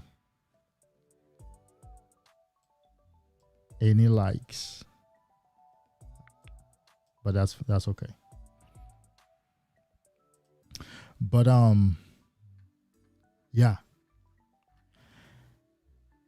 The respect. You see? The respect, the presence is gonna bring you that respect, Elliot. The respect, that presence is going to command respect. People will tell you it's good seeing you. We've only talked once. People will go, ask for your name, and the next time they meet you, call you by your name. Yes. Without officially introducing themselves to you conventionally, right? You know, like, hey, my name is David, you know, like, no, they will go, ask your name, talk to somebody about you. And the next time they see you, hey, David, it's good seeing you. Like, oh, hey, yeah, good seeing you too. Okay, yeah. And I mean, old men, middle-aged, young men, women, older, young women. I mean, you turn around, somebody's looking at you. It's magical. I'm at the gym, and I've just started with this thing. Now, I've been in the gym for over about 11 years, but really, I got really serious once. Then I got into a bad relationship. Well, not a bad relationship, into a relationship. As I told you earlier, that's one of the things that cannot take you off your path. But right now, I got a personal trainer. So that means my level of commitment has gone up, right? Now, the only thing that I have different besides semen retention is form. I've studied fitness. I've studied a lot of books. I've researched a lot of things. I have books that teach proper form, you know, the exact muscle that's hit. And, you know, I've learned this thing. And so I have proper form. Why not I have? I work on my form. And also the semen is in me. So I push heavier than somebody would expect of someone who just got a personal trainer 3 months ago. They wouldn't, even my personal trainer, right? I catch them looking at me sometimes. They don't expect that form, that swiftness, and that weight and that amount of work. So I catch women who've been working out for 10 years, who look amazing. They're on Instagram. I think some of them are on OnlyFans too. They look fantastic, amazing. Some of the guys too. But damn, I'll be catching them looking at me. I don't look close to the way these guys look. And of course, my trainer is spiritual also. He's been on the show several times. And when I talked to him, he said, Brother David, your aura, it's your aura. When you come and sit down and position yourself on that bench press, on that bench, there's something about the way you move. And there's something about the way you do it. There's something about the way you do your squats. There's something about the way you do your lunges. There's something about the way you take your time to connect to the weight and feel each rep. There's something about you even parking your car and walking into the gym, because it's full glass. The whole out front of the gym is glass. So you see all the cars outside. You see somebody parks and comes in, and he said, "There, it's your aura, it's your presence." And of course, some of them, I have interviewed a couple of guys there, so I think the word went around that he's a creator and he's doing things and he's interviewing people. He has a podcast, this and that. And so I watch people, I catch them looking at me, right? But it doesn't faze me, or it doesn't make me feel any better about myself, or it doesn't take away. It's just like, I know what I got. I know what I got. I know I have this semen. I know I have the presence. I know I have the magnetism. I know. And so I keep doing me. I keep doing that.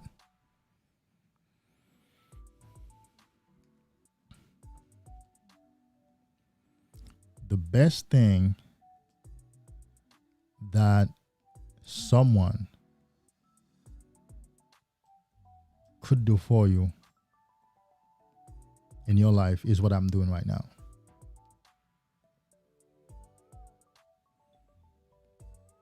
Because even someone who's teaching you how to make money may not be doing a better job than what I'm doing right now, because hell, as soon as you relapse and bust that nut, or without this understanding of who you truly are and this magical power within you, you're going to waste that money. You're going to sabotage that money. Forget about a woman who gives you sex. She's definitely not doing anything for you. She's taking from you. You know that. And it doesn't matter what anybody else would help you do. This knowledge is what helps you establish yourself as a king. This knowledge is what helps, reminds you of your kingship, of your kingdom. This knowledge is what grounds you.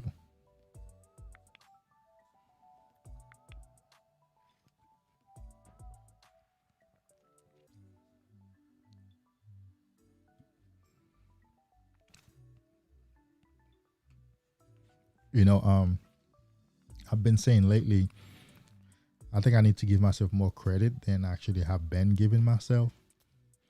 But that's the way it is for people who are working on themselves. They keep thinking that they could have done so much more. They could have been further. Then they miss how much they have really accomplished in such a small period of time, right? And so sometimes we have to sit back and be like, yeah, I could have done that. Yeah, I could have done that. Yeah, but damn, I did that. This amount of money in 3 months, 5 months, like, whoa, 10 grand in how many months? Whoa, I'm talking about savings, not making, not earning. Just an example. Or, dang, in 2 months, you purchase all these equipments and learn all these things and set up this studio, and in 1 year you've coached this amount of men and have done this amount of work, when some other people, not that I need the comparison, but if you were relapsing in that 1 year, if you really didn't put some good work in, you probably would have fallen off YouTube. You probably would not have made it here where although it's been almost a year and a half, but I'm here. Like, I'm in here. I'm doing this. But sometimes we don't take time to feel good and give ourselves credit for the things that we have done, because we want to do so much more. So let's bring it home. The vision. You have to have a vision for your life. You have to have that picture about where your life is going. You have to decide what your life is going to be about. Just like Roger, if your life is going to be about healing from this point on, that's going to change the whole dynamic of your life.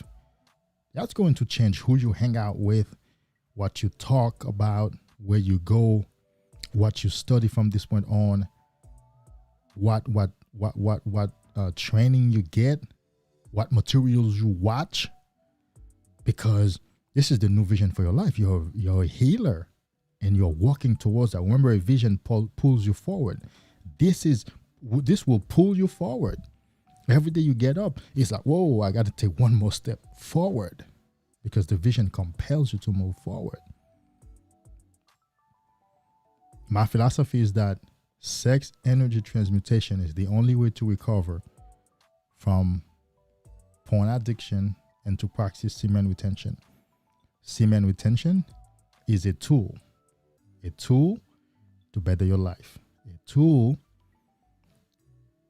to create real tangible accomplishments about which you'll be proud and people will compliment you on.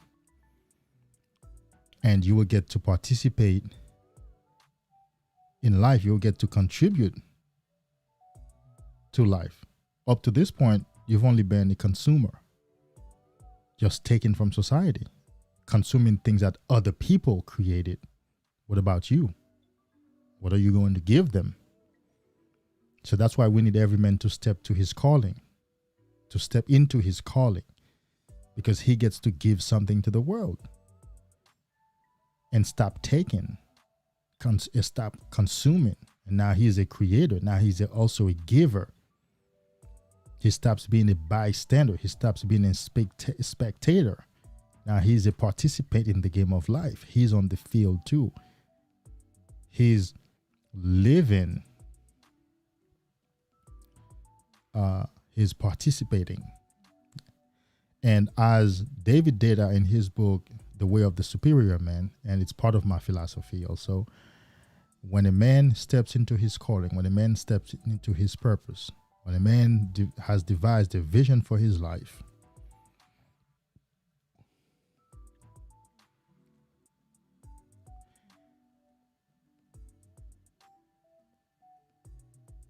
when a man doesn't do that, he does a disservice to society, because his gift is missing. His work is missing. Imagine if this live were missing right now. Now, you wouldn't die. You wouldn't die. Nothing major would have happened to you. But I guarantee you, there is a word that I said tonight. There's an idea that's going to stay with you, that's going to add itself to other ideas in your mind that might give you revelation later, that might take you somewhere else. You might live with a new understanding here tonight. Well, what if I never stepped up to that plate? What if I never operated in that capacity? You wouldn't have had that. The idea that you got here tonight, the understanding that you got here tonight, you would not get that. You probably would have to wait several months, or if not, sometimes several years, to hear it somewhere else. So we do a disservice to our community, to the world, when we are not operating according to a vision or a life purpose. And also, women love, submit to, pursue, chase, respect, collaborate with men who are on a mission, men who are going somewhere. That's really who women give their best to. Well, no. Let me take that last part back. No. You can get the best. Yes, you will be in a better position. Let me put it this way: you will be in a better position to get the best of a woman. But women in the early years give their best to anybody. You know that. Give their best to the alpha. And it's usually a waste of their efforts in their lives. Anyhow, that's another topic. That's another matter. I have to remember that I'm also on Facebook, and I think the majority of my friends on Facebook are women. So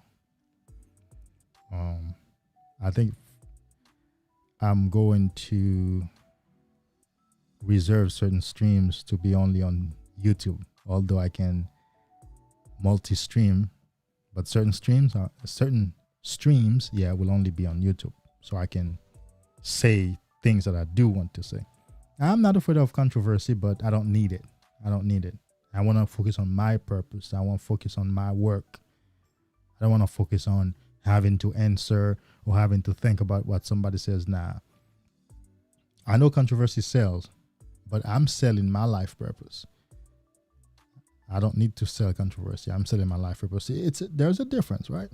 You see, something that, if I might say something that might be controversial and somebody might take it and go make a big deal out of it, and I might decide not to say it, because my purpose is getting the knowledge to you.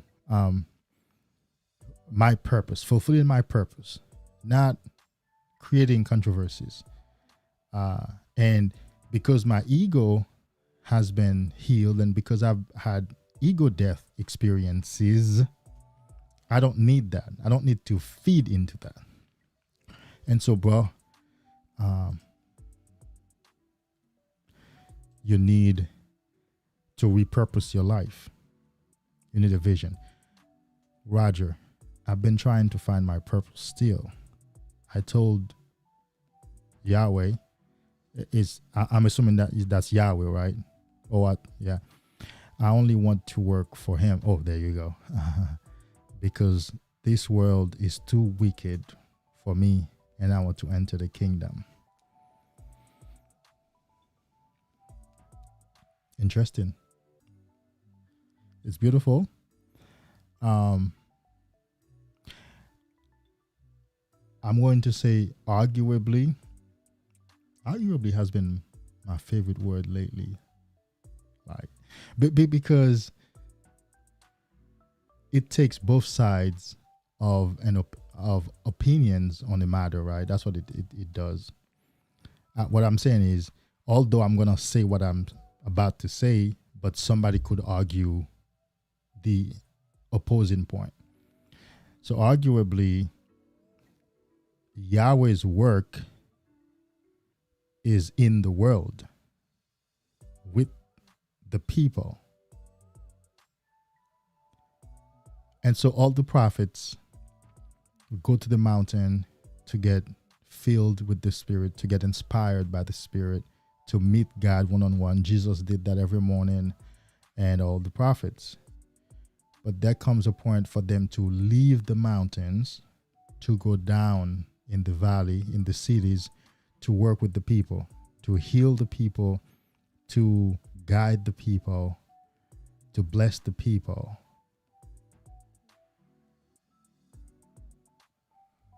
Yeah. I do have a Christian background, many years. In fact, I have a bachelor in practical theology. I've served in many churches in different capacities. So I have ministerial training certifications and all that. So that's what I'm using to make that statement. God's work is with the people. And that wickedness that you see in the world, perhaps, in fact, here is what we say. When it comes to life purpose, here is what we say. The thing that bothers you the most in this life is your calling. That's where your calling is at. Ooh. I'm about to do like Ralph. Slow motion this side. The thing that bothers you the most in this life contains your life purpose. You know what bothers me the most? Depression, low self-esteem, lack of empowerment, people wasting time. You know, like anytime I see someone with a broken spirit, it bothers me. Like it bothers me that the world has so many broken spirits, that people can be so depressed, people can be so down, like people can be so caved in upon themselves. It bothers me. Well, that's my calling, that's my passion, to reverse that, to work in that, to help those, to help them. Yes. So, because I always have a smile on my face, I'm always of good cheer, no matter what's going on. I have the right perspective. My perspective is always elevating, it's always encouraging. So it hurts me to know that there are people who don't even want to remove the cover of their faces in the morning. That's how much they're afraid of the world. And so that's my calling, or that is part of my calling. So perhaps the wickedness you see in the world contains your calling. So what it is that you do, that you tend to do, that's not wicked. Now, it may not be to stand against wickedness, like fighting wickedness. Like Mother Teresa said, I'm not going to march for war. when you have, I think he was invited to a march against war. He said, no, when you're doing a march for peace, let me know. I'll come and join. So maybe you're not gonna fight wickedness with wickedness, but maybe you're gonna fight wickedness with kindness. Maybe when you deliver a speech about how much we should embrace love, how much we should embrace the fact that we are all brothers and sisters, and how much that the next man and the next woman is as important and significant to life as you are, perhaps that will touch someone's heart, and you might help to lessen the degree of wickedness in his heart. So the things that anger you, the things that set you on fire, the things that make you so mad in this life, contain your life purpose. You are called to work in that area. Because obviously that's what really bothers you. That's what's in your soul. That's what's in you. That's what you have a heart for.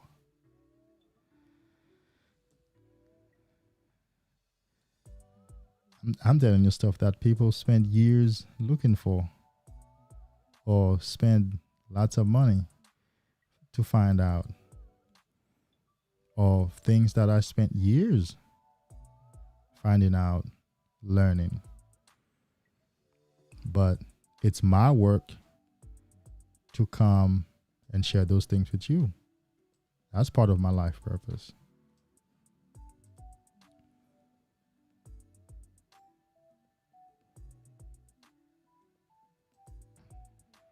I got you.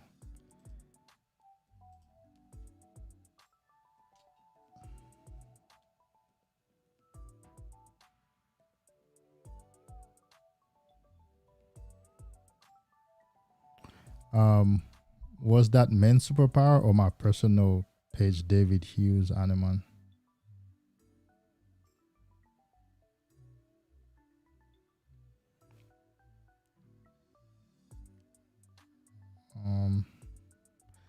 I didn't see. I'm not seeing it. But do me a favor though. Why don't you send me a DM on Facebook? Then I know exactly who to approve, whose request I need to approve.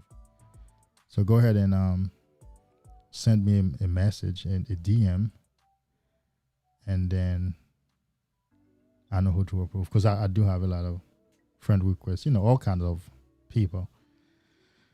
So yeah, man. Oh, we said send you a friend request. Oh, okay. My bad. How to find you though?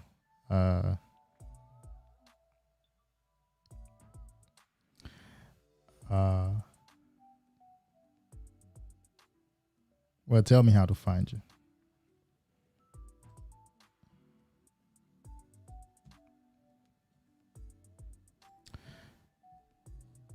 Yeah. And so without a vision, this Nofap and semen retention thing, I don't want to say a waste of time, but it'll just be a circular experience.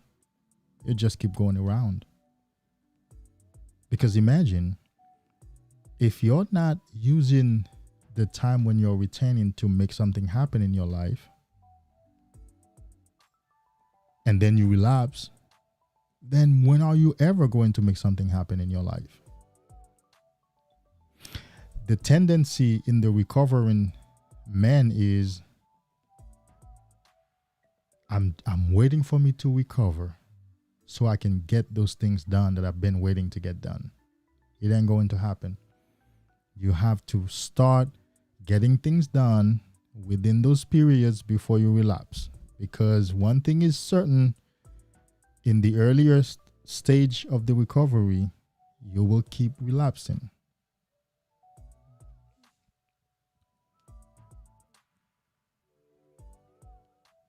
Okay?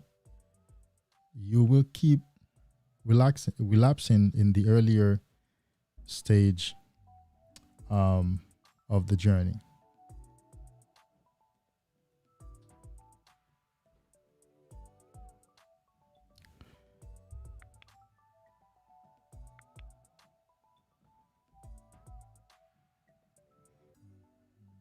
And so the best thing to do is to work on your life. Hey, Roger, I'm seeing a couple of Roger Connor, if that's your name on Facebook. Tell me which one is yours. So there's one with a couple of the profile picture and things that there are some children. There is a baby, and then the wife. I think that's a wife. Yeah, the baby. Maybe that's not you. You tell me which one, okay? But yeah, that vision is important to pull us forward. We need something to pull us forward, because we can't just stay here forever, starting over. I belong to a lot of Nofap Semen Retention group on YouTube, on Facebook, and I just go there and work and share knowledge. Just go there and answer questions. And man, there are a lot of statements about, man, I'm tired of starting over eternally. I'm tired of this chronic starting over. I'm tired of this. It's always day one for me, because I can't get past day 3. I can't get past day 15. I can't get past day 10.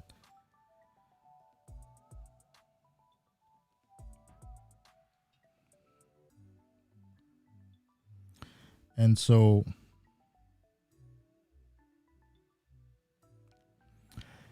without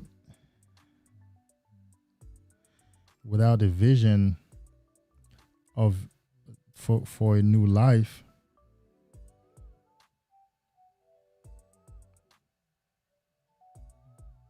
you're just gonna keep relapsing, and keep starting over forever.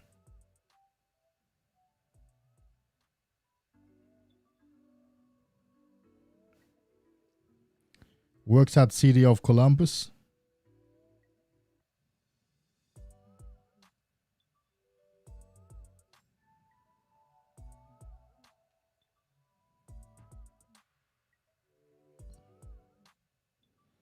Is that a yes? Oh, Roger. I think that's probably the only one with a suit and bald head. Yeah, I think that's you.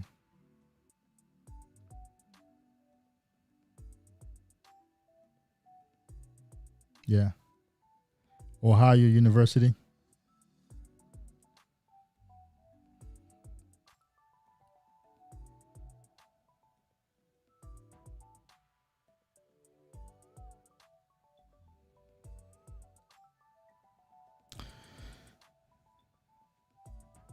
Yeah.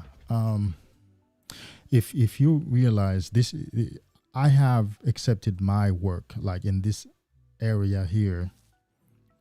It's not many guys talking about vision when it comes to this work. It's not many guys talking about sex energy transmutation this way, like to better your life. It's not many guys. The guys who are talking about Nofap and semen retention are selling. The ones who have big channels, like who can go live past 1,000 subscribers, they're selling. Sex sells, and so they're telling the guys, hey, you're gonna be attractive, and you're gonna have magnetism, and you're gonna attract the girls, and you're gonna re-attract her back into your life, and you're gonna date her now. You're gonna have better sex now, and of course, sex sells. But being 40, having been involved in several businesses, and having been involved in the church, having had leadership training, and personally as an Aquarius, I'm all about the grander scheme of things, the greater vision of life, as opposed to that low thing of, man, it's a waste of energy if you're gonna quit porn, practice semen retention only to get girls. How pitiful is that? How small, how minute is that? When you can get wealth, you can get character, you can establish yourself in this life, you can go so far. So it's not many guys Mr. Sky. I haven't heard of him. I think I have to look him up.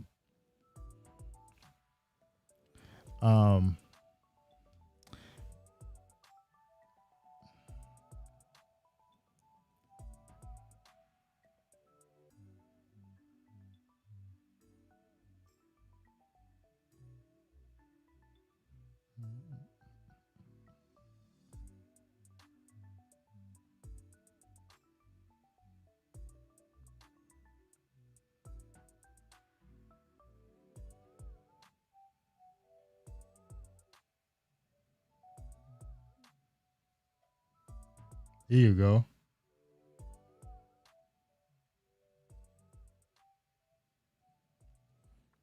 That looks more like you. That looks more like you. Hashtag Roger that. Yeah, I think that's you right there.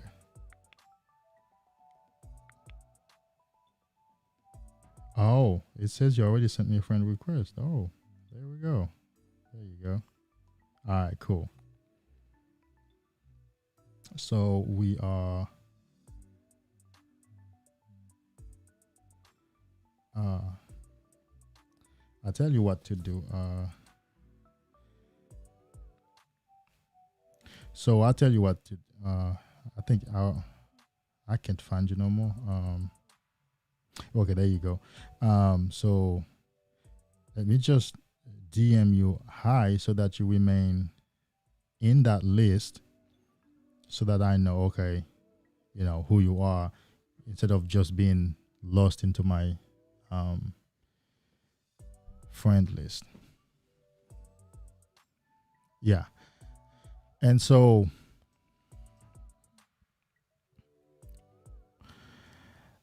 without a vision, it's just wasting this new power. Imagine this clarity of mind that I have, this presence, this magnetism, this knowing how to move around. And I would use that only to get girls. And getting girls, I'm going to release my semen. That's a loss. That's a loss. And so my job, my purpose, and my calling as it relates to Nofap semen retention, as it relates to working with men, is to promote these ideas, is to get the few men that God has sent to me, get them to elevate and come up to the consciousness of excellence, of focusing on purpose and vision, and not girls. I mean, the girls are going to come, the women are going to come, and you'll choose. I mean, I spent a couple of hours texting with a young girl. Here I am again. Must not say everything like that on Facebook, because I am on Facebook too right now. But very excited young woman. I mean, ready to go. But I'm also considering the cost. What's the cost? Possible my semen? Nah, it's not much time at this point, because you know she can text, maybe I don't pick up or reply or whatnot. But I've done this before. I've met women who are sexually, what's the word? Like they're on fire sexually. Like, you know, if you go in there, chances are you're going to lose that semen. You're going to lose some semen. Like, I know I have practiced NEO, I can do, but she's already talking about her having a WAP. And she'd already told me she has a WAP. And she said, some games can be weak. And I've met women like that before, and I've given up. Like, I didn't even go for it. I'm like, nah, I see danger. I've also met women who told me, okay, I'm like, well, we can do it, but I'm also practicing this thing called semen. Oh, semen retention. Oh my God. Okay. When you're ready to come, you call me. When you're ready to come, you call me. And I'm like, maybe that's gonna be a never, because yeah, I've met women who told me straight up, nope, we're gonna fuck. I'm gonna make sure that you come. And I've passed on that. And I'm talking about women that I would be happy to add to my, list of bodies.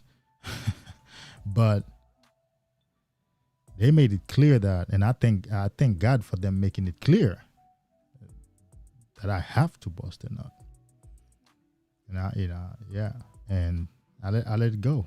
And the funny thing is, every single of those women were beautiful, like beautiful and very alluring, and I liked their company, but they wanted to get it out of me. And so the goal is not to get girls, to get women. No. The goal is to elevate your life to a level of excellence. The goal is to embody our kingship, our kingdom, bless the world. And of course, every once in a while, we can have a little fun with the girls. I mean, women are still girls anyhow. They want to have fun. We can have a little fun here and there, but we want to have a purpose first to pursue. And so, guys,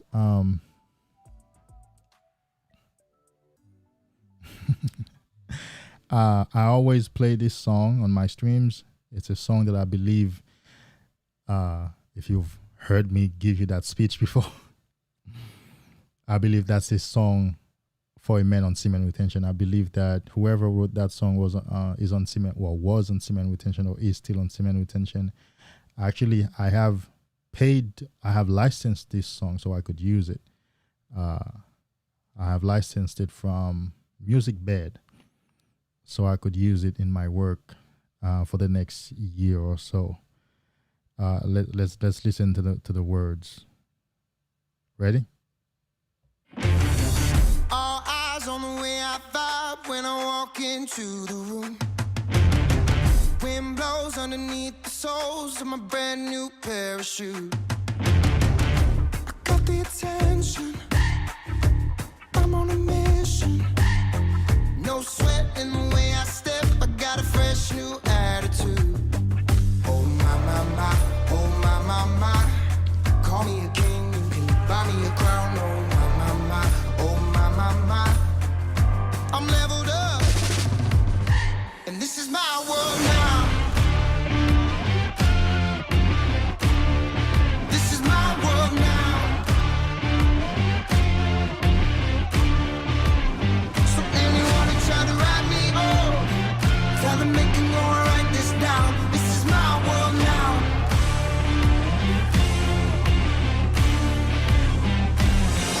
New look, got the ladies shook. New watch saying it's my time. These magazines wanna feature me, cause they know I'm on the rise. Get the attention, I'm on a mission. Cause ever since I flipped that switch, my power can't be denied. Oh my, my, my, oh my, my, my. Call me a king, you can buy me a crown. Oh my, my, my, oh my, my, my. I'm leveled up, and this is my world now. I like to play the song to this part where he says, ever since I flipped that switch, my power can't be denied. That's how I feel about semen retention. I have to be honest with you.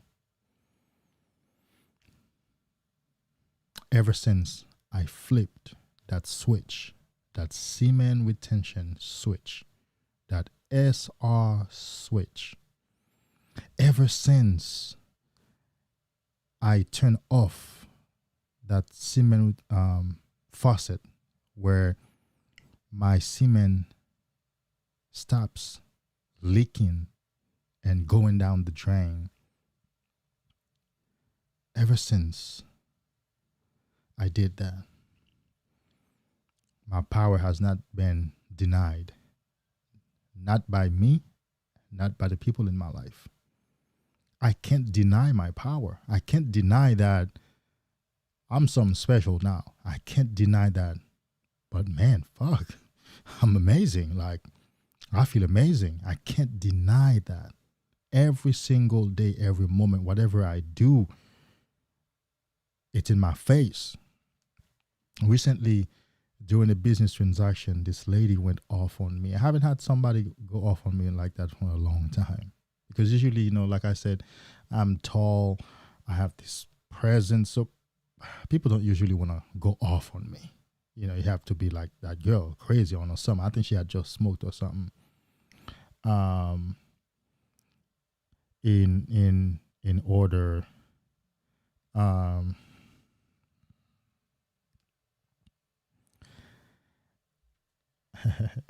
you see what I'm talking about? So that young thing that I told you about, I had text her. She was asleep, so right. So she woke up and texted me. So she knows on regular days she wouldn't get me because it's 1 o'clock where we are now, almost 2 o'clock. But she texts knowing that she wanted to text at the time she saw it, so that I would see that, okay, she acknowledged it. And that's the respect that exists on this journey, right? Okay, so let's go back to that lady who went off on me. The only thing I told her was, what's wrong with you? I literally told her, what's wrong with you? Man, she told me, she said, you're very bad at your job. You're bad at your job. Oh my God. Oh, you know what? If I didn't have to go home and feed my children, I would. And she did this. And my reaction was, what's wrong with you? Like, there must be something wrong with you. My focus was more on what might be wrong with her than being offended by the things she was saying to me and the actions she was displaying. And she was sort of aggressively moving towards me as a woman, right? I'm strapped. I have testosterone behind me. And of course, I don't want to get into a physical fight with a woman.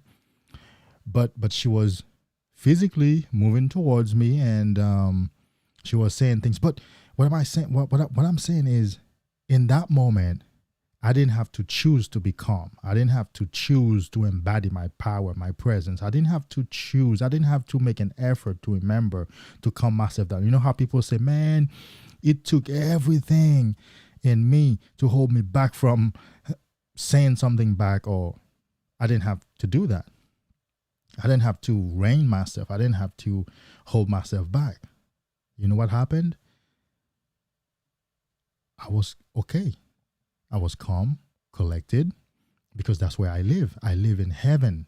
In heaven, you don't reply, you don't reinsert, you don't respond to that. You don't fight back. You don't talk back. In heaven, you enjoy your paradise. You enjoy the peace, and you just try to understand, if anything. I was trying to understand what was wrong with her.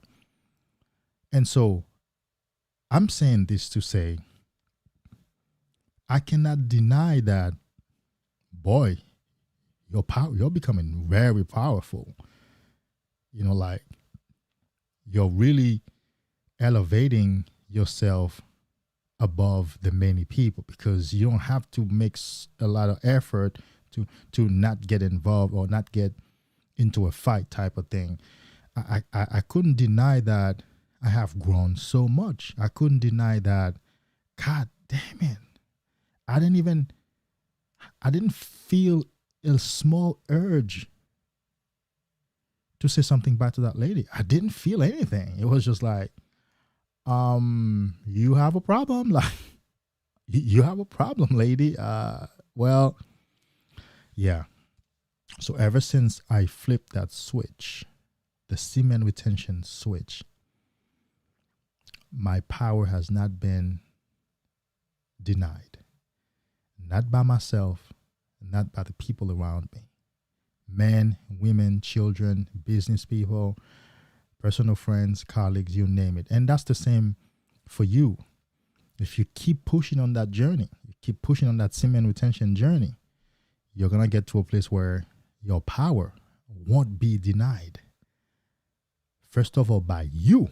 You won't deny that you have grown. You won't deny that you have become a brand new man. You won't deny the fact that, God damn it, I've made a lot of changes. I am a new man. God damn it. I'm happy. Thank God for that.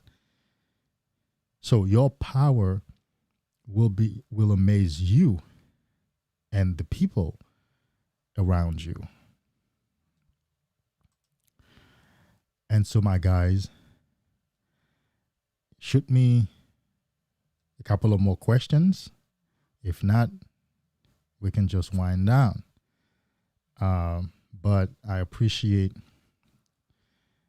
you guys for being on here with me at this time. I wanted to test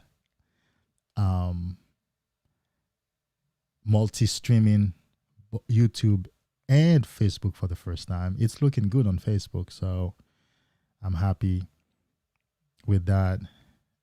And I really wanted to give you that knowledge on vision. And let me do a recap on what I talked about for anybody who came in late. I talked about vision, like getting a new vision for your life. What I talked about was, very briefly, as if I can be brief. I can be brief. I'm going to prove it right now. I said sex energy transmutation, where you transmute the semen retention to make your life better, to create real life accomplishments, is the only way to recover from PMO successfully.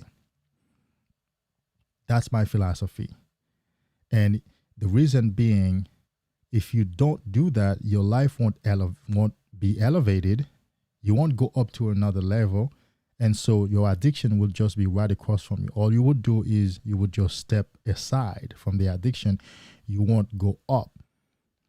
If you use semen retention as a tool, which I believe it is, I believe semen retention is a tool, because with your new presence, your new intuition, your new inspiration, your new motivation, your new magnetism, you are in position to capitalize on those things, to get things done, to move your life forward.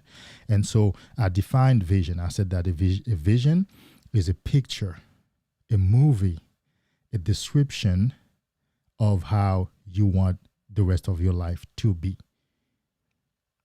What it is that you see you want the rest of your life to be, like a picture. Well, these are the things, this movie or this picture, and with these little parts in it, that's what I see for my life moving forward. That's your vision. And I said, a vision is a blueprint. It sets you on a path. It helps you to set parameters around your life. And it also helps you to put on blinders. You need a tunnel vision to accomplish your vision. You need a tunnel vision to accomplish your dream. You need to have focus. And then that's going to help you to just choose your friends carefully, colleagues, where you live, your jobs, and how you treat yourself and your daily habits, activities carefully, because you have a blueprint, you have a vision, you have a place where you're going. And I also said that a vision will pull you forward. So pulling you forward, that will help you to get out of complacency. And complacency, am I saying that right? Complacency, there we go, and lethargy are the enemy of the human soul, because you're just sitting around basically doing nothing, the same thing every day. It kills your spirit. So a vision will pull you forward. A vision will do this to you. You want it, Papi? Come get it. A vision will pull you forward. A vision will compel you to move forward. Hey, you got to do something today. You got to put the work in today, because we have somewhere we're going. We have something that we are pursuing. I also said that a vision will help you to course correct. So when you go off the path, which you will, and usually with a relationship, your vision will help you to correct that course. It will help you to get back on track. A vision will also make you feel grounded and excited about your life. Lastly for this session, right? A vision will make you more attractive to people. But I said, I know you don't care about people. You care being attractive to women. And a vision will do that. It will make you more attractive to women. And by attractive, I don't mean looking good. In the West, in the modern world, America and Canada, North America particularly, when people talk about attractiveness, they're really talking about beauty or handsomeness. A guy being handsome or good looking or well built or something, and a woman being beautiful or dressing nice and saying, well, she was very attractive, he was very attractive. No. The true attractiveness goes beyond physical appearance. True attractiveness is an attraction, a magnetism, a presence, a way of speaking, a way of behaving, a set of beliefs, a character, particular character, a set of behaviors,